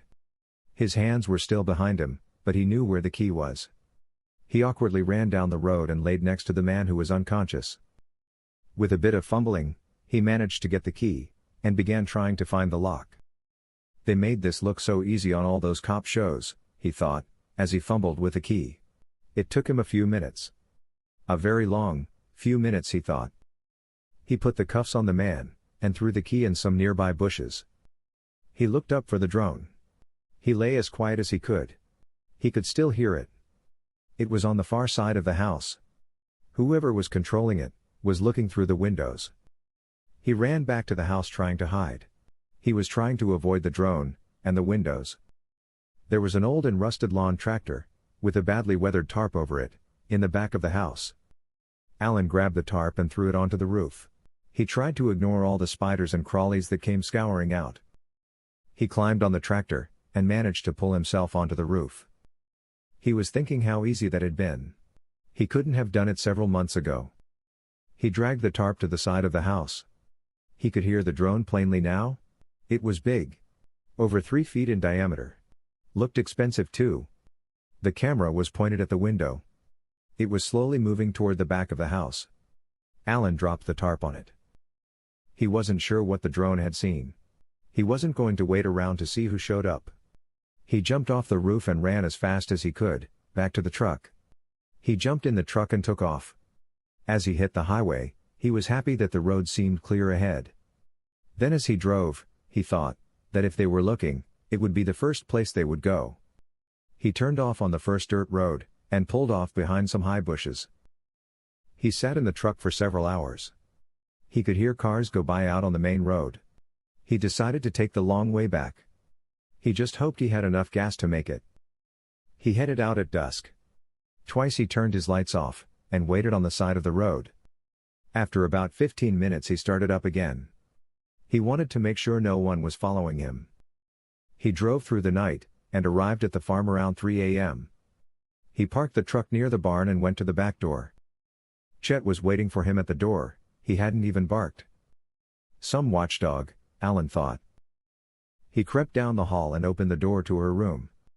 He had been thinking about her for the last couple hours. He hadn't meant to wake her, but the light from the hallway was enough. She popped up in bed and said, "What?" Then, she made out who it was, and said, "You're back, so soon, how'd it go?" Alan said softly, It's okay. Go back to sleep. We're good to go. He started to close the door, when he heard her say, "Wait." something in the way she said it. He looked back and said, What? She dropped the blanket she was holding. She was naked. He was stunned. She had the most beautiful breasts he had ever seen. Well, the only breasts he had ever seen. He stood there frozen for a few seconds, before he realized what was happening. He slipped into her room, and closed the door. In the morning, things were different. Candace was smiling and very pleasant. Helen wasn't sure what to make of this. She had been so sullen and worried yesterday morning. Charlie came in from outside. It wasn't unusual for him to go out into the barn and do a few chores before Helen got up recently. Helen had been staying up late with Candace, just to keep her company. He had a small bowl full of eggs. He said, I see Alan's back. Looks like he was successful too. Helen was surprised. She had seen his door open, and his bed empty. Then she looked over at Candace. Oh my. She suddenly put the pieces together. My. We've been a busy girl, haven't we? She smiled as Candace began to blush. Candace looked at her and said, "It's okay, isn't it? I mean, if we share a room." Helen, now feeling very pleased with herself, said, Honey, if it feels right to you, it's fine with us. It's how things are meant to be, now isn't it? Everyone needs someone. And you kids, well, I'm glad you finally figured it out. The poor boy was just, well, I wasn't sure he would ever get up the nerve. Oh, he got it up. Then realizing what she had just said. I mean. Charlie and Helen had both just busted out laughing, and Candace made a beeline for the bedroom. She was nearly purple. Alan got up while they were having lunch. He was still a little groggy when he sat down. Sorry. He said. Got in real late last night. Charlie leaned over and whispered something to Helen. She giggled. Then she got up, and started fixing him a plate. She made him 2 sandwiches. You must be hungry. I bet you worked up quite an appetite. She was winking at Charlie, who was smirking. Alan was starting to catch on now. He looked as Candace grimaced. Candace leaned over, and told him they were okay with the situation. He was glad of that. No need to sneak around, or sneak off into the woods. The idea of sneaking off into the woods suddenly sounded good. He glanced down between his legs. Must be morning wood. Yeah. That was it. He gulped down his sandwiches, and was very polite as he asked, May we be excused? And they made a beeline for the bedroom. Won't be seeing much of them for a while, Helen thought. She went into the living room and put some music on. Very loud. It was a small house. They didn't have any pills or condoms. They didn't care. It was late in the afternoon when they emerged from the bedroom. Helen just pointed to some more sandwiches on the table. Thought you would be hungry. Helen was done making fun of them. Candace was all blushed out anyway. She just smiled at Alan and grabbed a sandwich. Alan thanked Helen and said, "It was a long night. I fell asleep. Sorry." No need to explain. Helen said. I was young once too. Alan told them all about his little misadventure. He had been captured, but managed to escape. Charlie was a bit skeptical about the escape. Maybe the man had gotten too greedy. Maybe someone else was trying to cash in. Or perhaps, someone was helping him. It all sounded a bit too good to be true. He decided not to fret about it, either way. Charlie and Alan unloaded the boxes, and put them in the barn. They had 3 months before the Olympiad, and Alan had a lot of work to do.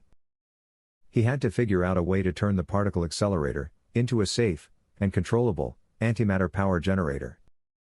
He had some ideas, but not much skill at building things. He may need some help, he thought. The system was completely sealed at the factory to maintain the required vacuum. The barn was hardly a clean room, so he had to make sure of the design changes before he opened it up. He began researching antimatter generators and other exotic energy source designs. Unfortunately, many of the designs for antimatter generators he found were based on Star Trek warp drive models. Not very useful, he thought. He needed to keep things simple. He knew he was creating antimatter, but he didn't want to contain it. Building up a reservoir of antimatter can lead to disaster, such as the destruction of the Science Academy building.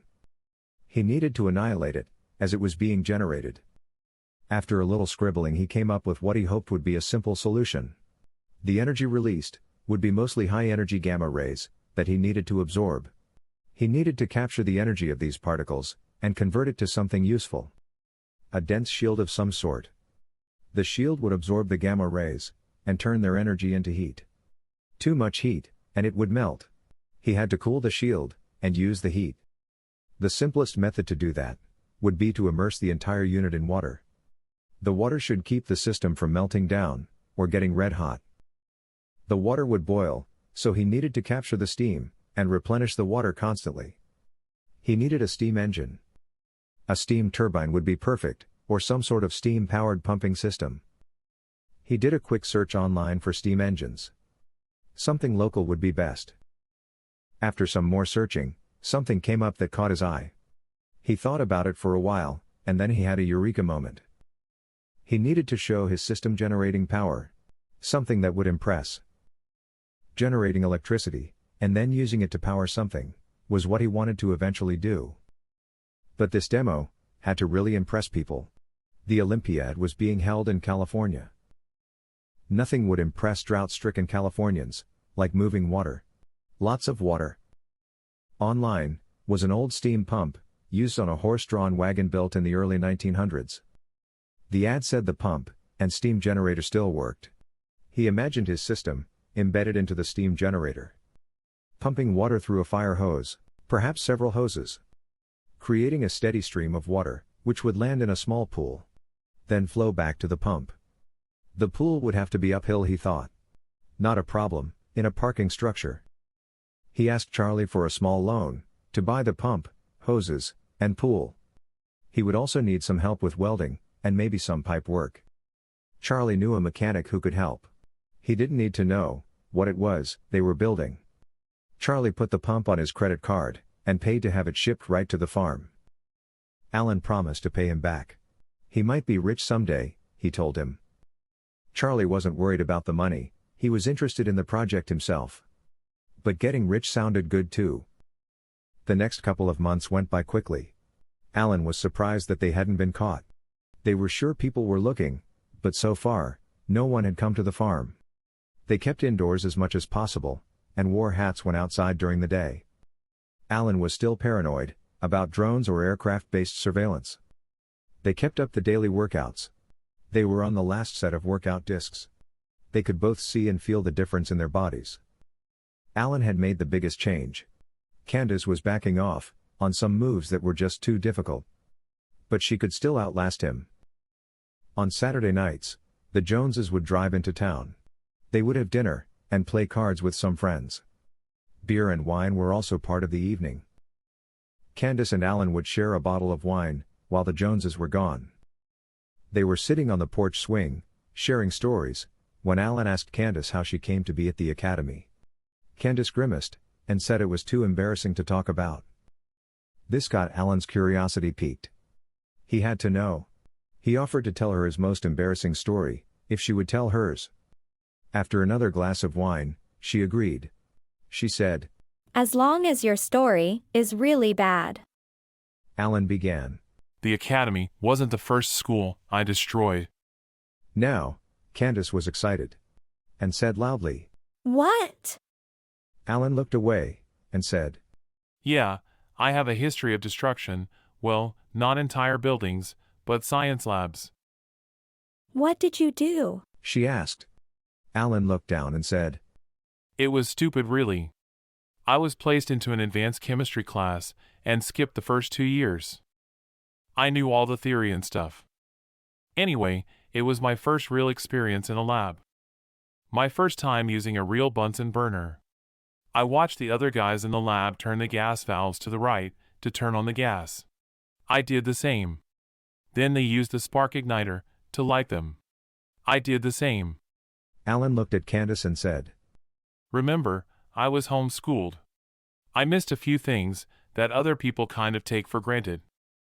You know, things like how gas valves work. You know, things like they're off when they are perpendicular to the gas line. Things like that aren't in the textbooks. So, at the end of the class, I turned the valve all the way to the left, not halfway, so that it would be perpendicular. Candace grimaced and said, Oh, you didn't. It didn't. Alan looked up and said, Yeah, that's how I ended up at the academy. The school didn't burn down. The sprinkler system worked. But they needed a new lab. Candace couldn't help herself. She started giggling. Then said, They're never gonna let you into a lab again, not with your history. Alan just smiled. She was so beautiful. He loved watching her laugh. Your turn, He said. I've had several problems with schools. She began. When I was little, there was an hour bus ride to the grade school. So, I was homeschooled till I was 10. Mr. Cooney, my tutor, called me his little sponge. I didn't have a lot of patience. I began reading all the textbooks he brought me before he started using them. He had a way of making it all fun. She filled her wine glass and continued. When I was 11, I was tested, and they decided to put me into the 9th grade public high school. I got into trouble for snickering at some of the stupid questions the kids would ask. I couldn't believe those 14-year-old kids were so dumb. She filled her glass again and said, There was this one teacher. Can't remember his name, but one day he got to talking about an upcoming teacher strike. He was a bit of a socialist. Anyway, he was talking about how important learning is, and how the government doesn't support it adequately. I started laughing. Alan grimaced, and said, I don't think teachers like being laughed at. Candy said, Yeah, I guess not.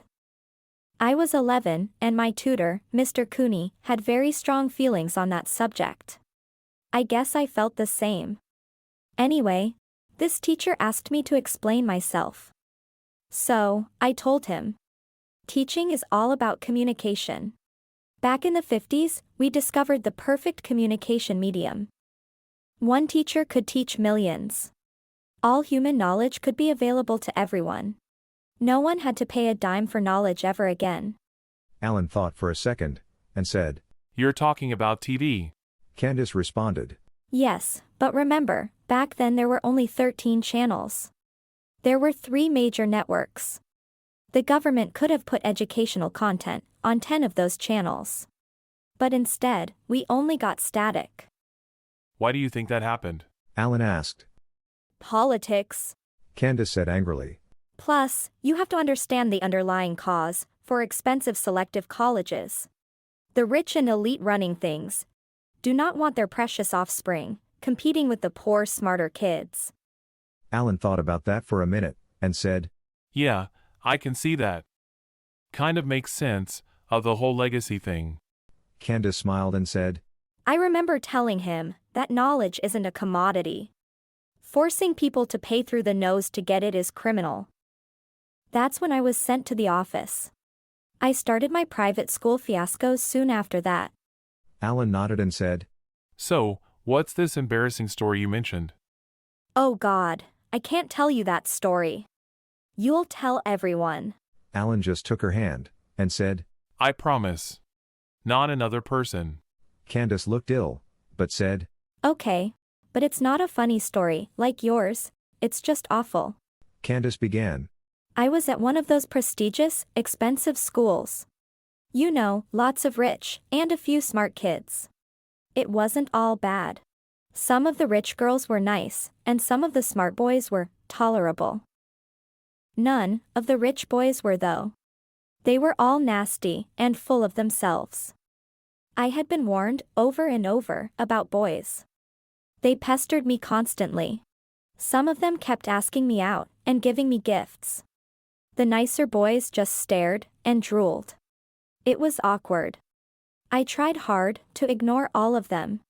A few of the girls gave me grief too, jealousy I guess. Candace grimaced a bit and continued. Anyway, one day I walk into school and it gets really quiet. Then one of the girls shouts out, "Hey, Nips."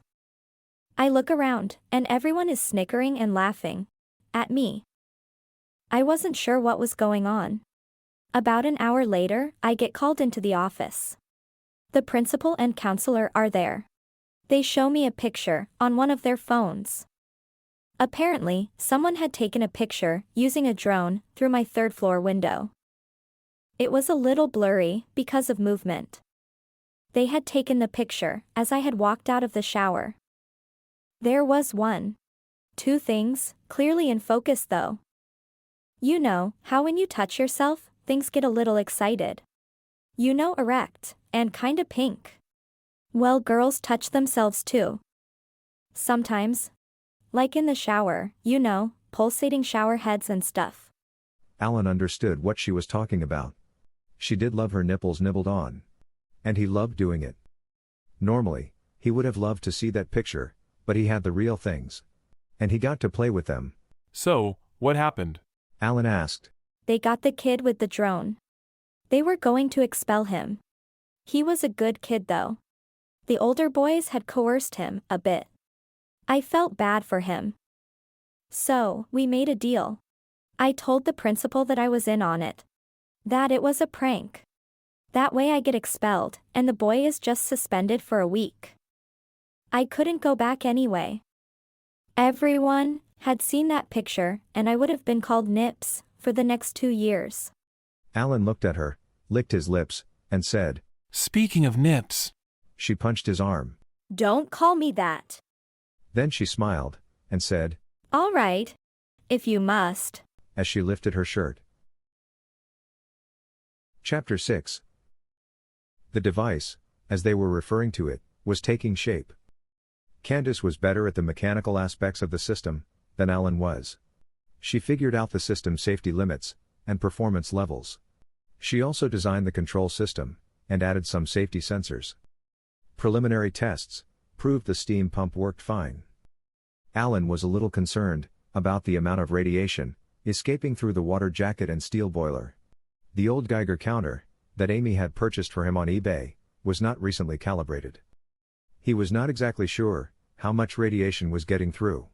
He decided that they should build a safety wall around the unit when it was operating. The final test included 3 fire hoses, shooting water about 50 feet into a small blow-up pool, half filled with water. The water was then allowed to flow back to the device through some large PVC pipes. When the steam pump began working, the water started flying. For the first minute, the water didn't reach the pool. As the pressure continued to build, everything started working perfectly. The system was controlled by a pressure gauge. This sensor output was fed back to the particle accelerator control system to increase or decrease the number of ions produced.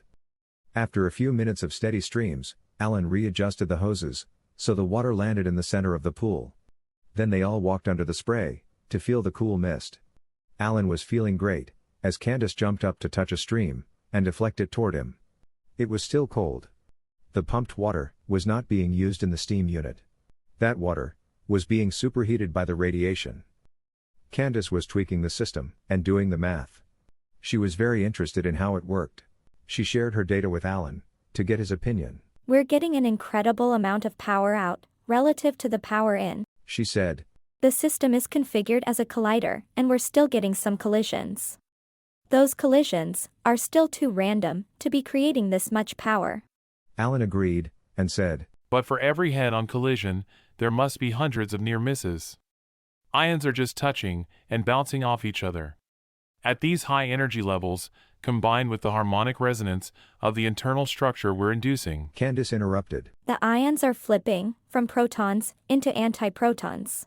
That would account for the large numbers. We've discovered something fundamental about nature here. Something new about how subatomic particles behave. Alan mused. It's like when someone discovered that rubbing two sticks together could destroy an entire forest. A simple trick of nature with unlimited potential for good. Or bad. Candace frowned and said, Let's just make this thing work safely.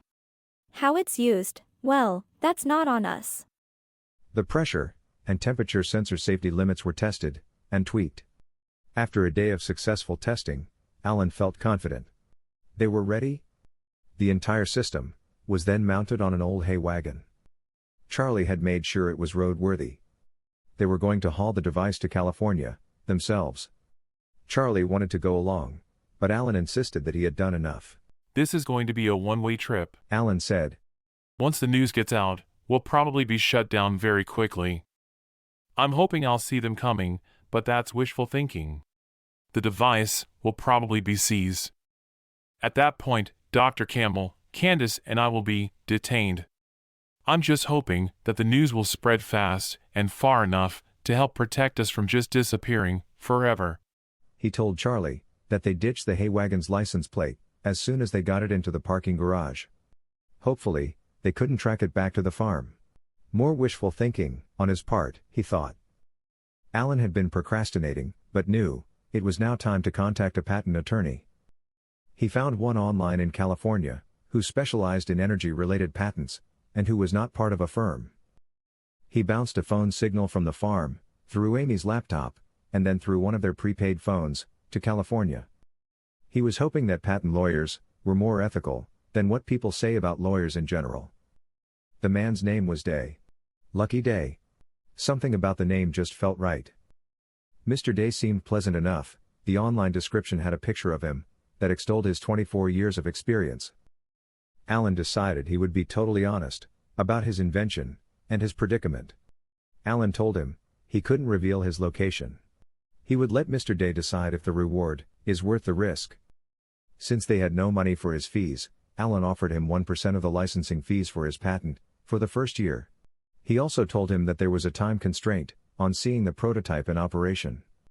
Once the Olympiad was open, and he started the demonstration, someone, Homeland Security, the nuclear regulatory people, or even the local fire marshal, will step in and shut it down. He was hoping that enough people, and some reporters, would have seen it working. Then report on it, before they declare it dangerous, illegal, classified, or something else.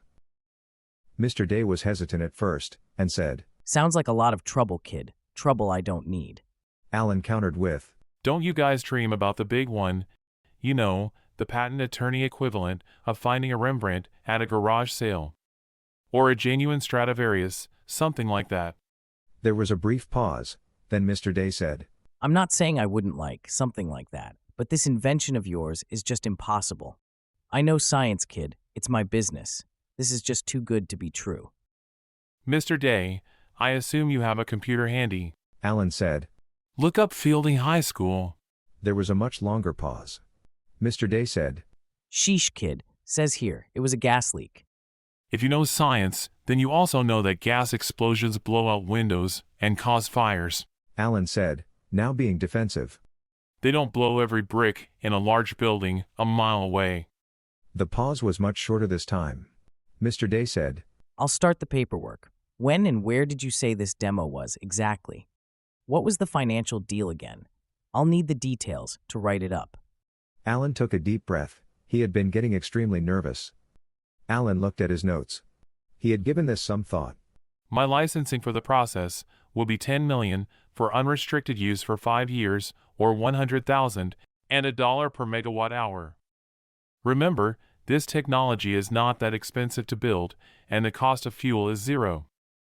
Sounds to me like the dollar per megawatt hour is the way to go. What's it costing them now?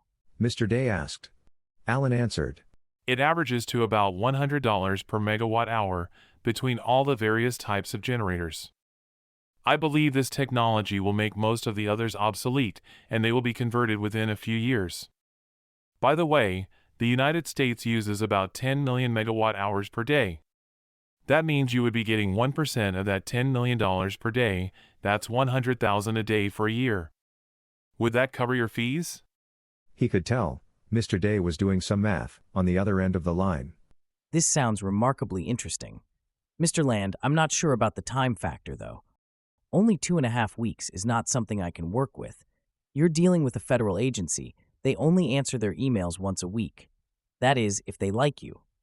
Alan didn't know how difficult it was, dealing with the government. Mr. Day obviously did it a lot. Alan said, The future of mankind is at stake here, Mr. Day. It's not just my future, but all our futures. Just think about the impact it will have on worldwide pollution. You won't have to worry about a patent search either. The particle acceleration technology I'm using has only been available for a couple of years now. And the antimatter generation process I've discovered is considered impossible by every physics book ever written. Mr. Day wasn't totally convinced yet, but said, I can't promise anything. I do have some friends in the patent office, and maybe I can swing something. Alan cut in. He was beginning to worry about the battery life of his cheap phone. Do your best. You know where and when the device will be operational. Bring the paperwork for me to sign. Get there early. I may not stick around once the news gets out. Alan hung up the phone and looked at Candace. This was a big gamble. He hadn't mentioned the oil companies, or the rewards being offered. No sense bringing that up. He would probably figure that out himself, when he started researching the event, as they were calling it now. Alan had been forced to mention it. Mr. Day was skeptical, and was beginning to think this was all a joke. Alan hoped he had made it clear, not to mention his name to anyone. A mention of Alan's name would probably bring some investigators to his office. Then he could probably kiss the patent goodbye. Well, now we can relax a bit, he said. Do you think he'll turn us in? Candace asked. I'm not sure, he said. But he doesn't know where we are right now. We won't know till we get to California. We'll see who it is, waiting for us in the parking garage. Alan called Amy and told her to recharge the phones. He had one more call to make. I want a wall around the device, in case there's a radiation issue, he said. I'm gonna arrange for a wall of water barrels, about 8 feet tall, around the trailer. It'll keep the radiation down and impress people that there is some serious energy being produced by our device. While going over their plans, Alan discovered that the judging of the science projects happens the day before the Olympiad is open to the general public. But reporters, school officials, and government representatives were welcome that day. That meant he would have to get there at least a day earlier than planned. He had Amy send an email, through a public Wi-Fi site, to Mr. Day. If he could get the patent people there, before the public, or reporters were around, so much the better. He was still hoping to do the whole patent thing, on the sly, before any of the other agencies got wind of it. There was still the issue of Mr. Day turning them in. If that happened, then no one would ever see the device, or even hear about it. A few days before they had to leave, Alan asked Charlie what they would do, if he was stopped, or if he succeeded. Charlie smiled at them. He was a bit animated now. He stood up and said, When I saw that thing working, I had a whoopee moment. I felt like jumping up and down, like a miner who had just struck gold. Before that, it had just been a story. Something to believe in that you don't really believe would ever happen. Charlie then said something that startled them. I've been thinking about selling the farm and moving on, he said. Not because of us, I hope. Candace said. Charlie shook his head and said, Oh no, not because of you, but because that's all we've been talking about. For years now. You too may be what allows us to really do it. What do you mean? asked Alan. What did we do? He said. Well, I've seen what that device can do, son. Seems to me, whether the government grabs it for themselves or you sell it to the utility companies, someone is going to be building a mess of them. I was just thinking about selling what I got here. Should get about $500,000 or so clear. And investing it all in the stock of that company, that makes that accelerator thing. You say they are the only ones, right? That's brilliant, Alan said. but you'd have to do it before the Olympiad begins, to be sure. Charlie just smiled. Been talking to the real estate people for a week or so. They say they got a buyer whenever I'm ready. Candace didn't get it, and said. But you two have lived here most of your lives. Why would you leave? Helen spoke up, saying. Honey, I've been here all my life. Farmers don't get vacations.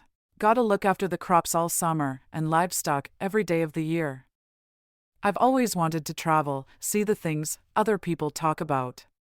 Besides, our kids ain't ever coming back here. I'd like to be part of their lives when they settle down. Amy's already got someone interested. We're still healthy enough to go on an adventure. Like to do it while I still can. Money has been the only problem.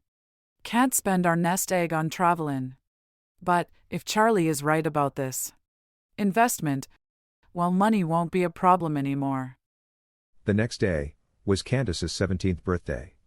They had a great celebration. The four of them. When the evening was winding down, Alan got Candace alone on the porch. I've been doing some research, He said. He was beginning to pick up a little of Charlie's slang. We're both old enough to get married in Georgia. So I was thinking that after the Olympiad business, if all goes well, maybe. Candace sat up straight and said. Alan Land. Are you asking me to marry you? Alan shuffled his feet a little, then got down on one knee and said. Maybe, I better do it right. She sat there with her mouth wide open, as he pulled out a ring from his pocket. I didn't have a gift for your birthday, but I thought I could give you this. He took the ring, and slid it on her ring finger.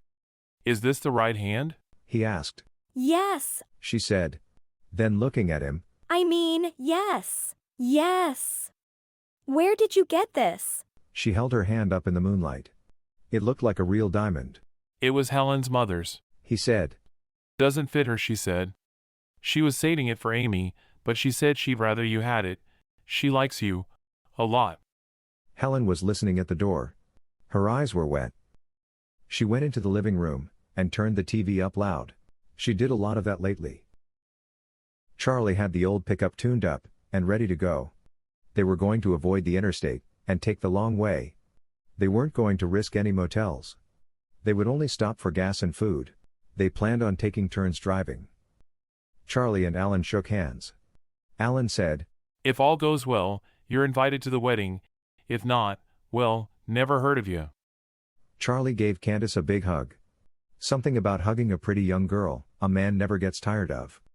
That's enough. She's almost kin. Helen said, as she took turns hugging them both. She broke down. I'm so scared. She finally got out. No guarantees in life. You just do what you think is right. Alan said, as he shut the door. I owe you a truck now too. Just take care of it. Charlie said. It tends to overheat nowadays. I'm just hoping it gets you there.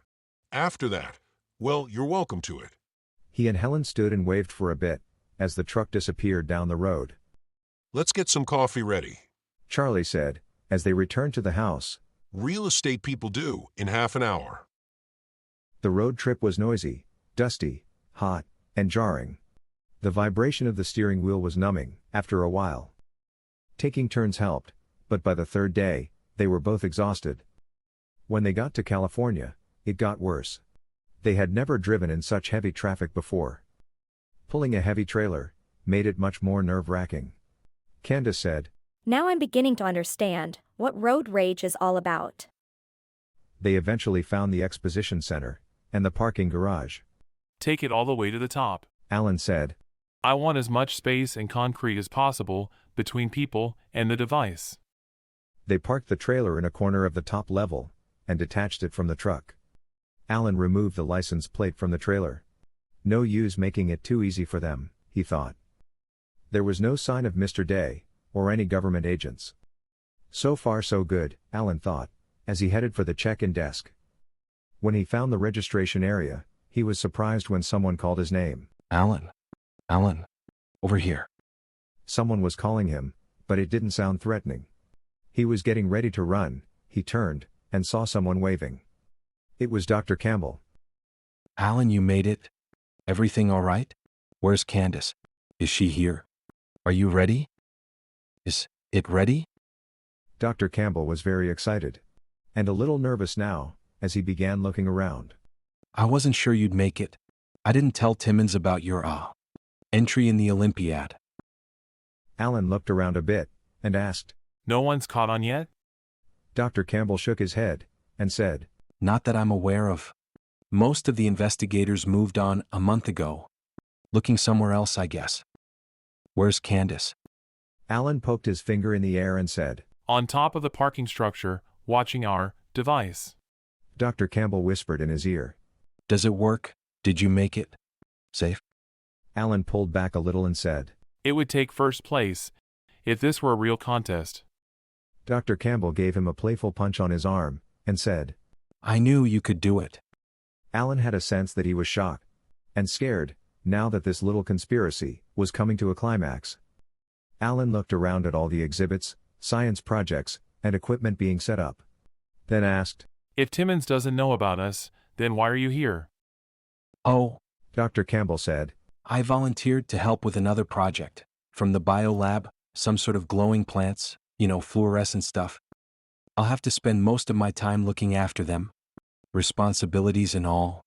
Can't let these teenagers out of sight, for a minute. Alan smiled and said, Candace and I are engaged. I guess you're right, about teenagers. Dr. Campbell's eyebrows went up, about an inch. Do her parents know? I spoke with them. I told them not to worry.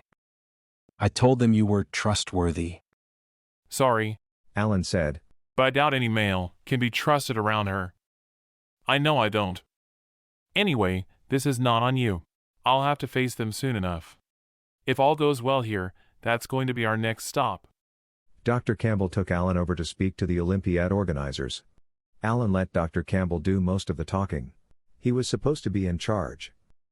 They arranged for a power line to be brought out to his project site.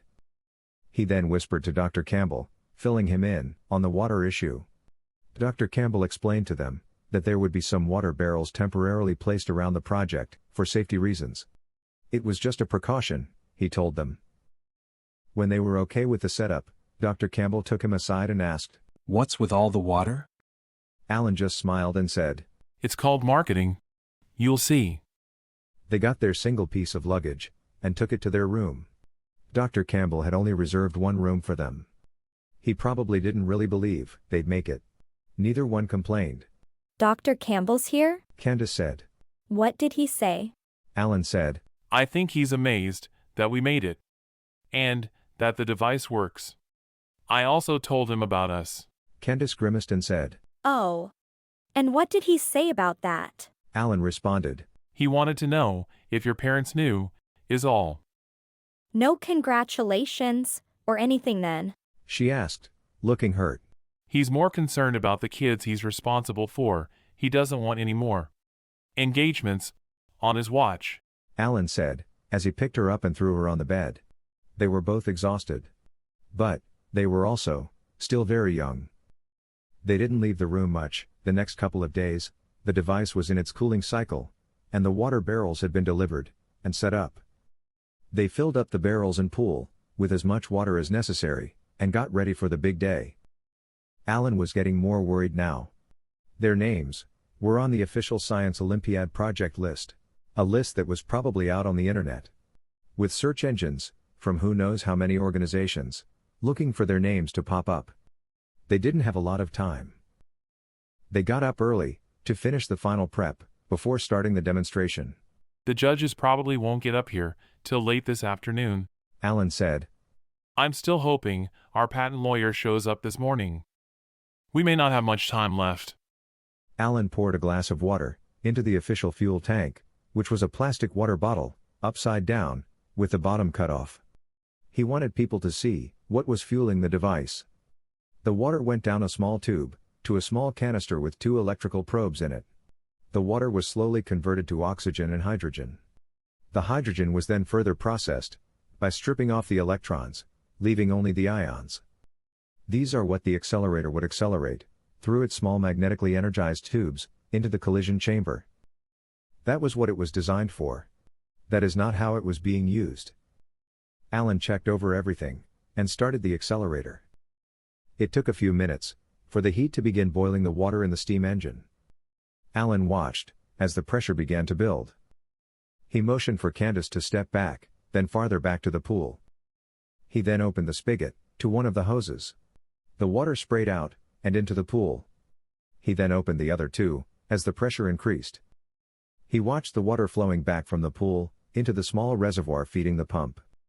Everything was working perfectly. Candace started walking back toward him, but he shouted, "Don't!" She stopped, looking puzzled.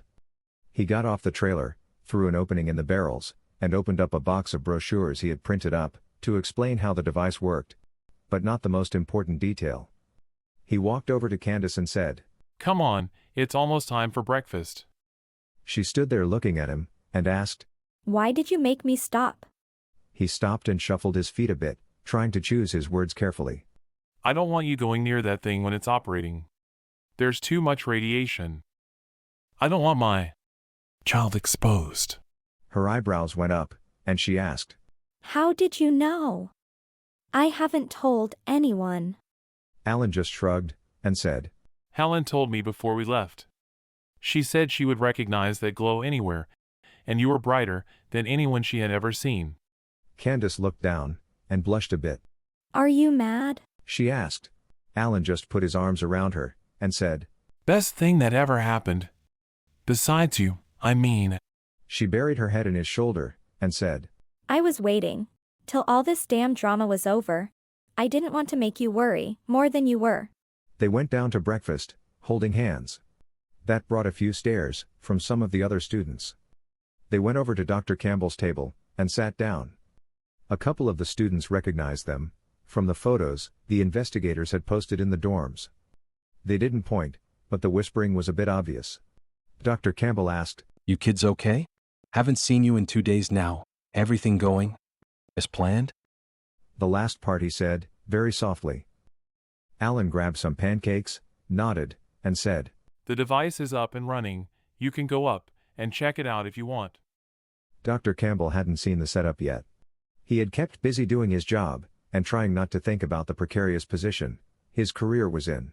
He said, I think I'll wait for the judges. I'll have to be there then anyway. When breakfast was almost over, Candace was on her 4th glass of orange juice, suddenly had a hankering for it, she had said. Alan said softly, I have a plan for the day. You stay here and watch for reporters. When you see one, I want you to get close and tell them the real story here is on the roof of the parking garage. Don't elaborate, just keep moving. Reporters can't stand a mystery like that. A real story, hiding in a fluff piece like this Olympiad, is what they are always looking for. You seem to know a lot about the news business. Candace said. Just from what I've seen in the movies. Alan admitted. Still, I think there is a little truth in most of those movies. Alan went back to their room, and grabbed their bag. He went out to the parking garage, and moved the pickup to the first level. It was still early enough that there was little activity. The judging didn't start until 9 a.m. He was preparing to make a fast getaway. If he got a patent pending number for his new process, he was planning on letting the device run, and taking off. He still was amazed, they were walking around free. Maybe he was just paranoid. Maybe all those conspiracy theories weren't true. Well, best not make it too easy for them, he thought. He went upstairs to man the demonstration. There wouldn't be any public there, but maybe he would get a few reporters. When he got to the demo, there were several people there. A couple were just walking back and forth under the spray, looking for good picture angles. One was looking over a brochure. Another couple were just sneaking a peek through the barrels. He walked up to the peepers and said they should stay on the other side of the barrels. There is harmful radiation being generated.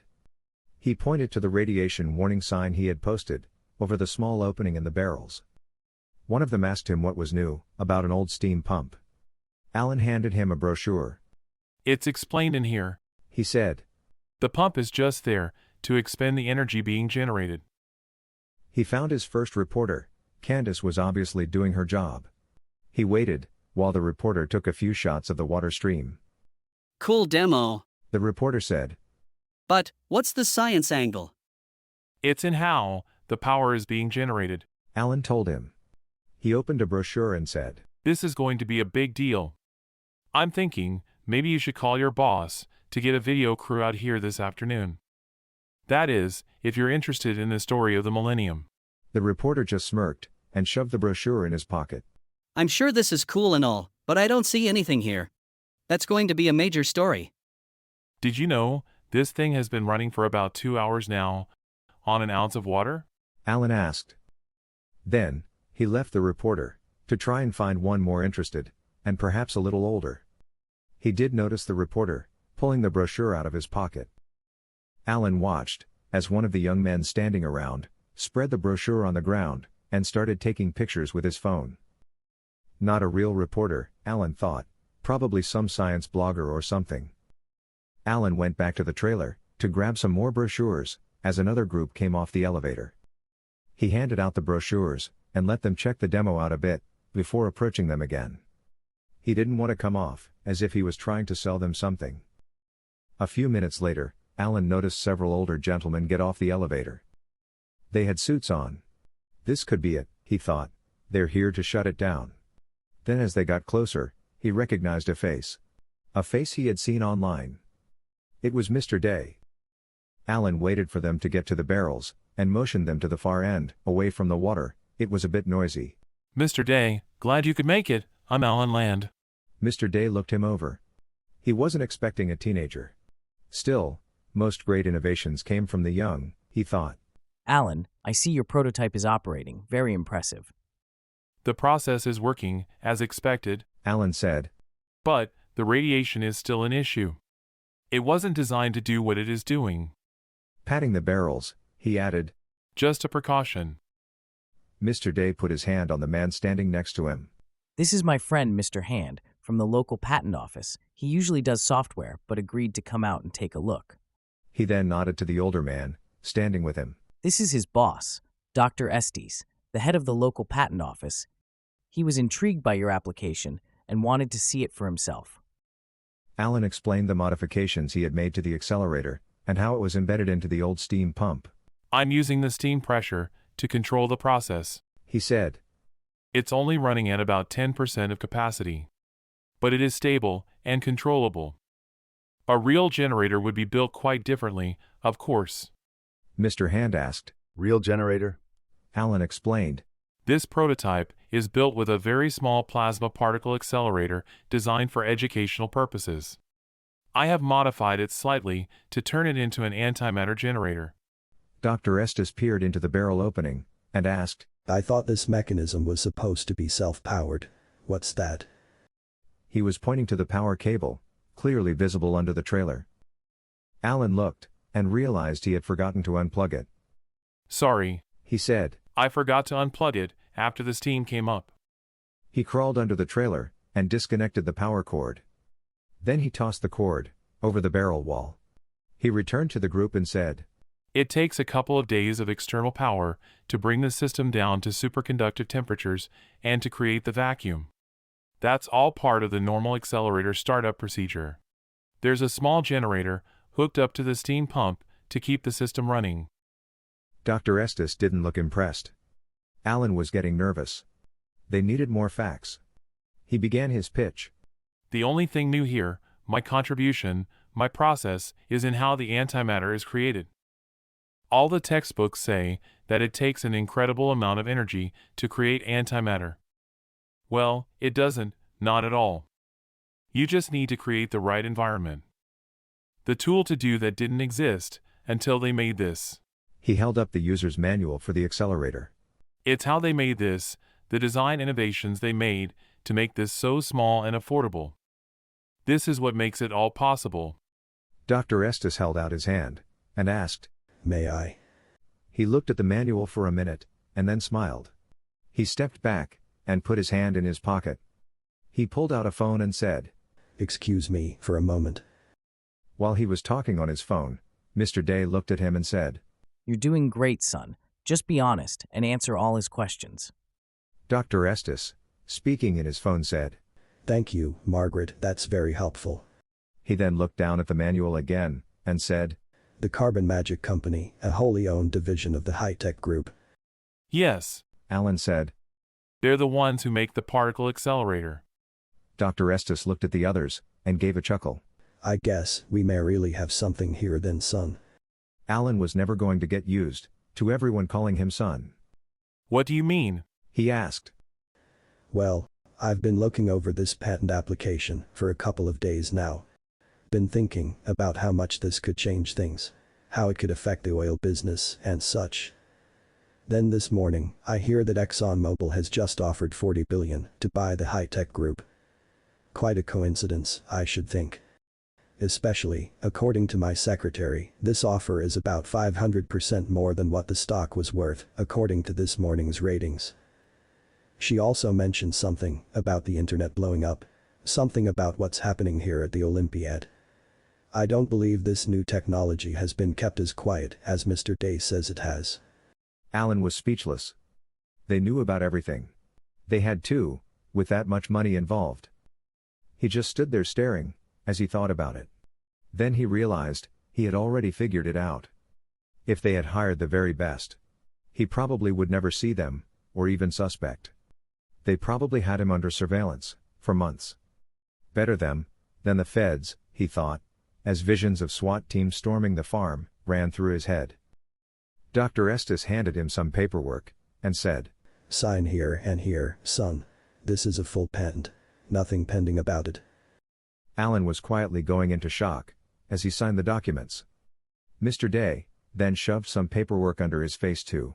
Our agreement, son, just as you specified. Alan didn't read it, he just signed it, and felt a large wave of relief come over him. Dr. Estes carefully put the papers in a briefcase Mr. Hand was holding.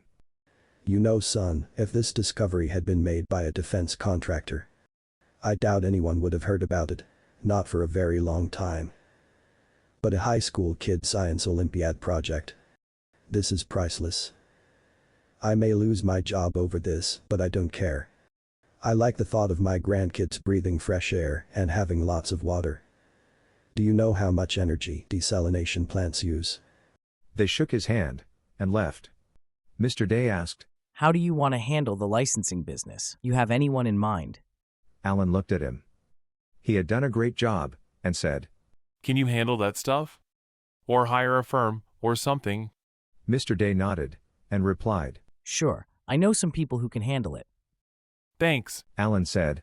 Whatever the standard fees are, and give yourself a healthy cut too.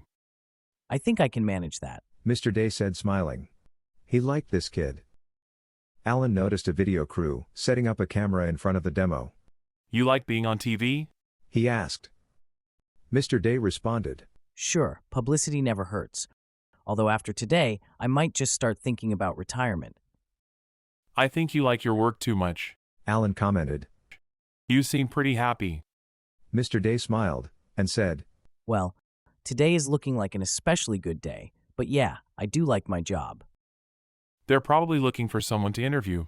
Alan said, looking over at the camera crew. Why don't you go tell them about the new world we are about to live in? The one with little pollution and lots of cheap power. You don't want to take the credit? This is a big deal, kid. Mr. Day said. I gotta start thinking like a rich person. Alan said, smiling. Publicity, public adoration, and fame. I got people for that. He said, putting his hand on Mr. Day's shoulder. Alan pointed at the device. It'll shut down in a while. When the glass of water runs dry. You should have someone come and store it somewhere. Might end up in a museum someday. Alan started to walk away, and said, Gotta go, I got better things to do. Mr. Day looked at him, pointed toward the camera crew, and said, Better than becoming famous? Alan turned as he was walking away. I gotta go marry my pregnant girlfriend. Mr. Day smiled, waved and said. That does sound better, actually. Have fun. They were halfway to Georgia. Candace had been on the phone all morning talking to her mom and dad. They were thrilled to hear from her. They were also a bit mad. Alan asked her not to mention him, their engagement, or the baby, until things had calmed down a bit. Maybe we should tell them about the money first, he suggested. Candace shook her head and said, Nope. I want them to think of you as just another nerd who wants to marry me. I want them to get to like you for who you are. Another nerd? He asked. There were others. Candace looked away and said, Oh my yes, quite a few. There were lots of guys drooling over me, she said. Alan nodded and said, Yeah, I can see that. He was one himself. He just got lucky. Real lucky. He wasn't sure if he had just worn her down, or if it was the lack of a pulsating showerhead in that old farmhouse. He liked to think it was his charm. They stopped at a small restaurant for lunch. The old pickup was running a little hot, and Alan was going to check the radiator. Candace went in to use the restroom, and to see what they had. While looking over the menu, a very talkative middle-aged waitress came over and shook her head. My oh my. Ain't you the prettiest thing I've ever seen in here? She looked around and said, You ain't traveling alone, are you? Candace turned, and pointed out the window at Alan, who was busy trying to open up the hood of the truck, without burning himself. He looked like a total klutz. The waitress looked at him, at the beat-up old truck, then looked at her, and shook her head again, and said, Honey, I think someone looking like you could do a mite better. Candace was a bit insulted, but just looked out at Alan and said, Oh, I don't know. I'm thinking he'll be the richest man in the world in about 10 years or so. The waitress nearly lost it laughing. Then said, Honey, he can't even figure out how to open the hood on that old truck. He's not looking that bright from here. Candace just shrugged and said, Oh. I think he'll also be the youngest person ever to receive a Nobel Prize. She was right about the money, but not about the prize. She was 8 months younger than him. The end. Epilogue. The following speech was given by Alan Land, after the presentation of the Nobel Prize in Physics, to himself and his wife Candace Land for their discoveries, using their new plasma particle, harmonic excitement procedure. We would like to thank the Nobel Committee for this honor. We are very humbled by this recognition of our accidental discoveries and hope someday to be able to explain them. Polite laughter. I would also like to mention that I know I am extremely lucky. I have achieved something that many ambitious young scientists have been trying to do for centuries. This achievement, I know, will be my greatest accomplishment, no matter how long I live. I take great pride in this accomplishment and wish those who follow the path of scientific research similar luck in their endeavors. I also believe that this incredible accomplishment will probably remain one of the great mysteries of science for generations to come. This great feat I'm referring to is, of course, convincing this goddess standing next to me to be my wife. Standing ovation.